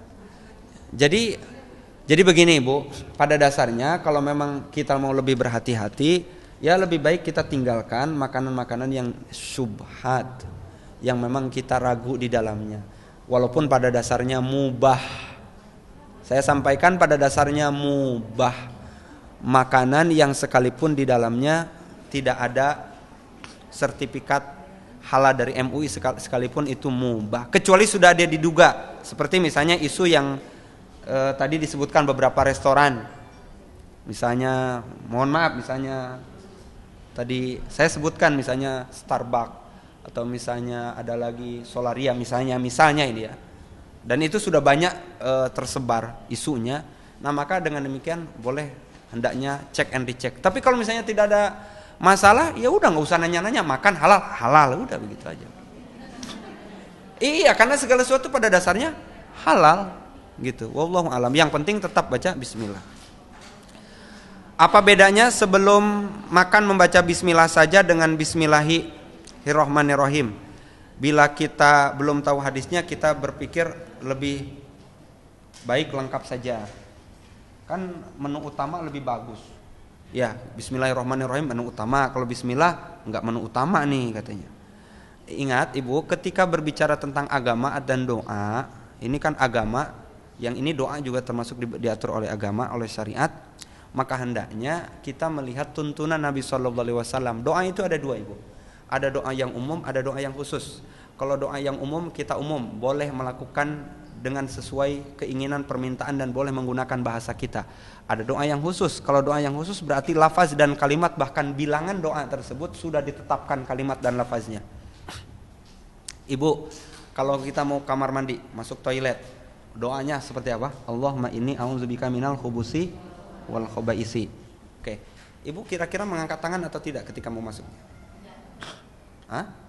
Mengangkat tangan atau? Syariatnya mengangkat tangan atau tidak? Oke, saya tanya lagi. Ketika selepas azan, Ibu mendengar azan dari rumah. Ya. Doa selepas azan. Gimana doa selepas azan, Bu? Ada yang bisa, Ibu? Yang bisa Ibu, ini hadiahnya ini. Sayang dari tadi ini.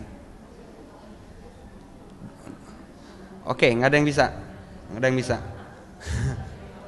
Iya Ibu, gimana? Silakan. Iya, nggak apa-apa. Iya, gimana?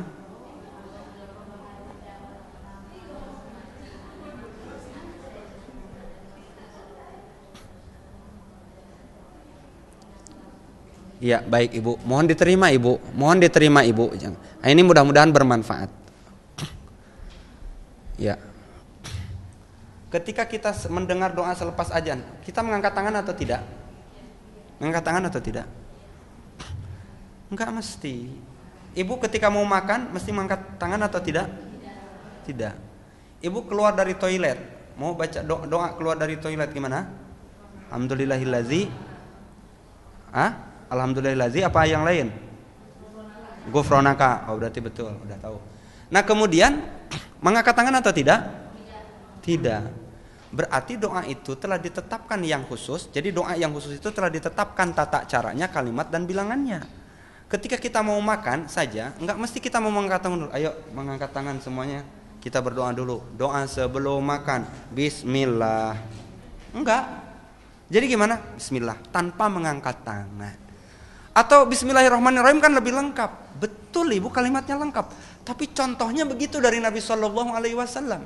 Hadisnya ketika ya gulam samillah, wahai pemuda, waktu itu Ibnu Abbas, wahai gulam samillah, maka ucapkan nama Allah. Tasmiyah itu Bismillah, udah tok segitu aja. Jadi ini perkara bukan masalah bagus dalam persepsi kita, tetapi kita hanya mengikuti apa yang dicontohkan oleh Rasulullah SAW kepada kita. Jadi bukan melihat lengkap atau tidak. Bismillah kan nggak lengkap. Kalau Bismillahirrahmanirrahim lengkap. Jadi bagusan mana? Bagusan yang lengkap dong. Bukan begitu.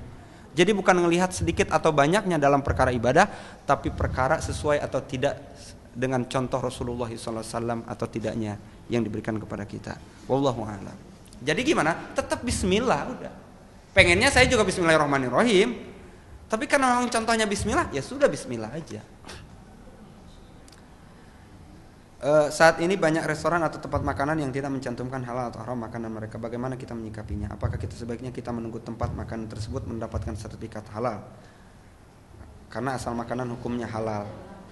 Yang kedua, bagaimana hukumnya berobat dengan menggunakan cacing atau pil cacing?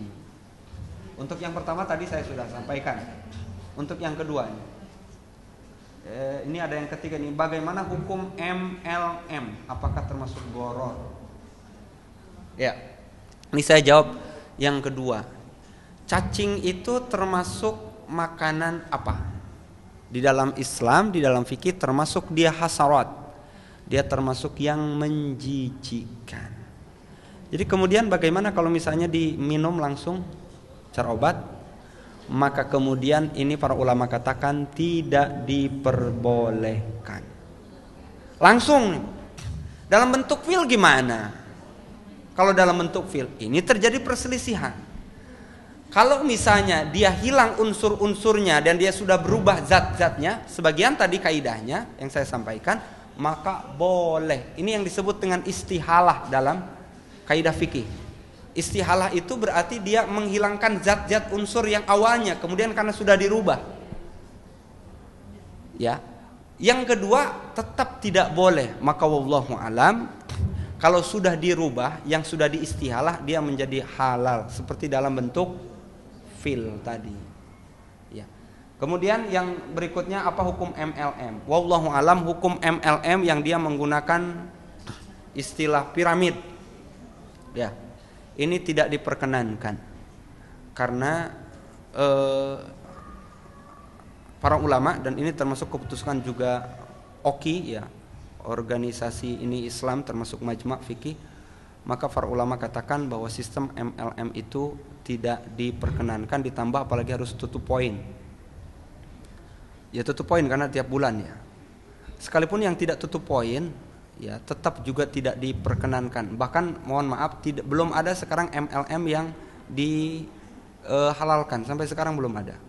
Sekalipun nanti ada beberapa persyaratan dan ini nanti kita bahas di dalam bab muamalah ya. Dalam bentuk MLM itu boleh nanti dalam beberapa persyaratan. Tetapi sampai sekarang belum ada yang mampu memenuhi persyaratan MLM tersebut. Jadi saya lagi sedang mencari MLM yang diperbolehkan sampai sekarang, wallahu alam belum ada.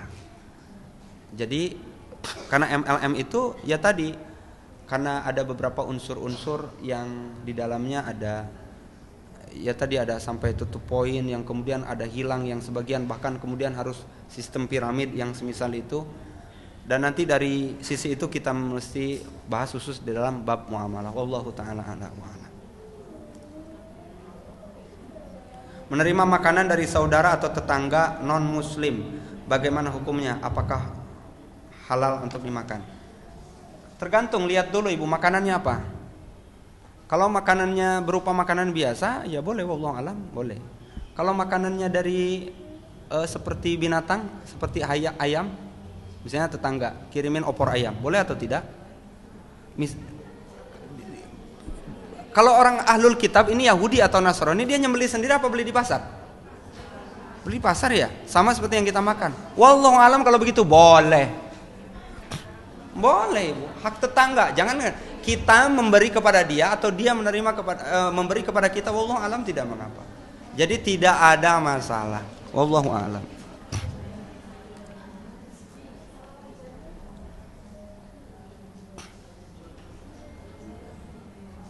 Ya, ini hukum mengenai wine, angciu, mirin dan ganja yang disunahkan dalam masakan, yang digunakan dalam masakan. Ini boleh atau tidak? Wallahu a'lam. Tadi kalau untuk penyedap rasa, ini termasuk, ini ada terjadi perselisihan memang. Wallahu a'lam. Ulama Asy-Syafi'iyah mengatakan tidak boleh. Ya. Masuk tadi qaliluhu wa kasiruhu haram. Sedikit atau banyaknya tetap tidak diperkenankan. Ya, sedikit, dan ini pendapat yang lebih hati-hati. Pendapat yang lebih hati-hati, tetap tidak diperkenankan. Bagaimana bila menggunakan alat atau makanan, piring, garpu, sendok yang sebelumnya pernah digunakan untuk menyantap makanan yang haram? Jadi harus dihilangkan dulu najisnya. Termasuk wazan. Yang kalau misalnya itu bekas, mohon maaf 2B babi, maka itu harus dicuci seperti biasa, tetapi tidak mesti menggunakan tanah. Karena kalau menghilangkan najis babi itu tidak mesti menggunakan. Yang penting hilang baunya, hilang rasanya, hilang warnanya, maka wallahu alam tidak mengapa. Jadi tetap dicuci terlebih dahulu. Kalau sekarang masih ada bekas-bekasnya, seperti misalnya di restoran yang kemudian itu ada bekas babinya, wallahu alam itu terkena najis, berarti makanan itu ternajisi. Jadi sekarang ada minyak, ini bekas goreng babi misalnya, kemudian digunakan lagi minyaknya itu untuk bikin nasi goreng, berarti sudah ternajisi, maka dengan demikian tidak diperbolehkan. Jadi harus dicuci dulu sampai bersih. Wallahu alam. Bagaimana dengan masakan Jepang? Apakah halal untuk dikonsumsi? Karena menurut info makanan Jepang menggunakan mirin yang haram untuk dikonsumsi. Mohon penjelasannya. Kalau memang ternyata di situ ada unsur-unsur keharamannya, maka dengan demikian ahsannya tetap ditinggalkan. Ya, kalau memang ada unsur-unsur yang diharamkan, mau makanan Jepang atau mau makanan yang itu dari Indonesia sekalipun, kalau ada unsur keharamannya tetap ditinggalkan. Maka Nabi SAW sebutkan, innal halala bayyinun wal haramu bayyinun wa bainahuma mushtabihatun. Halal itu jelas, haram itu jelas, di antara keduanya syubhat. Maka dengan demikian kita hendaknya tinggalkan syubhat. Faman ittaqas syubhat, siapa orang yang takut akan syubhat, faqad istabara alidinihi wa irdihi, maka dia telah memelihara kehormatan dan agamanya. Maka ini menjadi formula dan prinsip untuk kita, ibu-ibu dan kita semuanya, bahwa kalau memang itu didapati dan diduga itu ada unsur keharamannya, lebih baik kita tinggalkan. Dan ingat bahwa makanan itu bukan menjadi sebuah tujuan utama untuk memuaskan selera lidah kita atau untuk mengenyangkan perut kita. Ingat bahwa ketika kita makan, niatkan makan karena Allah, dan itu hanya sebatas untuk memenuhi hak tubuh kita agar kita supaya kuat beribadah dan beraktivitas, itu saja. Makanya sebenarnya orang yang kadang dipusingkan oleh makanan karena mereka hanya melihat selera, keenakan, kelezatan, dan bagaimana dia memenuhi kebutuhan perut yang hanya itu untuk memenuhi syahwatnya, bukan bagaimana dia bisa kuat untuk beribadah karena sebab makanannya, tapi lebih banyak untuk untuk memuaskan keinginannya, seleranya. Maka hal ini kemudian akan menyiksa kita, kemudian kita akan dibuat repot, kemudian kita dibuat beban, karena banyak sekali makanan-makanan yang tadi ada unsur syubhatnya. Faman ittaqas syubhat faqad istabra alidinihi wa irdihi. Maka kemudian hendaknya kita bertakwa dan takut dengan sesuatu yang syubhat, kita tinggalkan apa yang ragu-ragu untuk kita. Da'ma yaribuk ila ma la yaribuk, tinggalkan keraguan. Dan tentu kita ambil sesuatu yang meyakinkan. Wallahu taala a'lam wa a'lam. Apabila kita berada di negara muslim, apakah kita boleh memakan daging hewan sembelihan yang tidak jelas apakah dibaca basmalah atau tidak? Karena ada pendapat yang mengatakan apabila disembelih oleh ahlul kitab maka boleh halal untuk makan penjelasannya. Ya, wallahu alam, untuk makanan yang dimakan yang disembelih oleh ahlul kitab boleh, yaitu disebut ahlul kitab itu siapa? Yahudi dan Nasrani. Kalau di Jepang agamanya apa? Konghucu. Itu makannya tidak boleh. Tapi kalau misalnya yang oleh ahlul kitab maka wallahu alam boleh. Wa uhilla lakumut thayyibat, maka dihalalkan makanan yang itu disembeli oleh ahlul kitab, maka tidak mengapa. Wallahu a'lam. Bagaimana dengan kopi luwak karena keluar dari kotoran atau binatang musang? Ya, kopi luwak wallahu a'lam para ulama katakan halal hukumnya. Karena luwak itu ya, karena lagi pula tidak dalam bentuk kotoran. Nanti kopi itu, mohon maaf, ya tidak dalam bentuk kotoran kan? Tetap kopi dia kan? Cuman dia lewat doang kan, mampir. Ditambah luwak itu boleh atau tidak? Boleh dimakan atau tidak luwak? Itu kan jenis makan binatang kan? Wallahu alam para ulama luwak itu boleh. Dan termasuk kalaupun toh ternyata benar ada kopi luwak, benar ada kopi luwak, benar yang asli ya, betul. Bukan yang sekarang enggak asli, itu namanya doang kopi luwak. Nggak ada itu, benar-benar enggak. Yang dijual sekarang itu bukan kopi luwak beneran. Kalau toh ternyata benar ada kopi luwak yang itu hasil dari kotoran itu, wallahu alam para ulama sebutkan boleh. Karena lagi pula bukan dalam kotorannya, cuman lewat doang. Itu pertimbangan yang kedua, luwaknya juga boleh dimakan. Wallahu a'lam.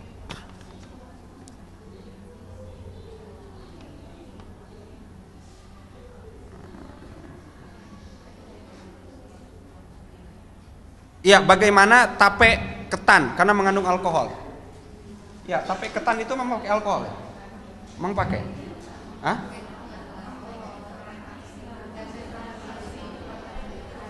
Setahu saya ketan atau alkohol itu dia bukan mengandung alkohol, tetapi kalau lama-kelamaan ya dia bisa akan berubah.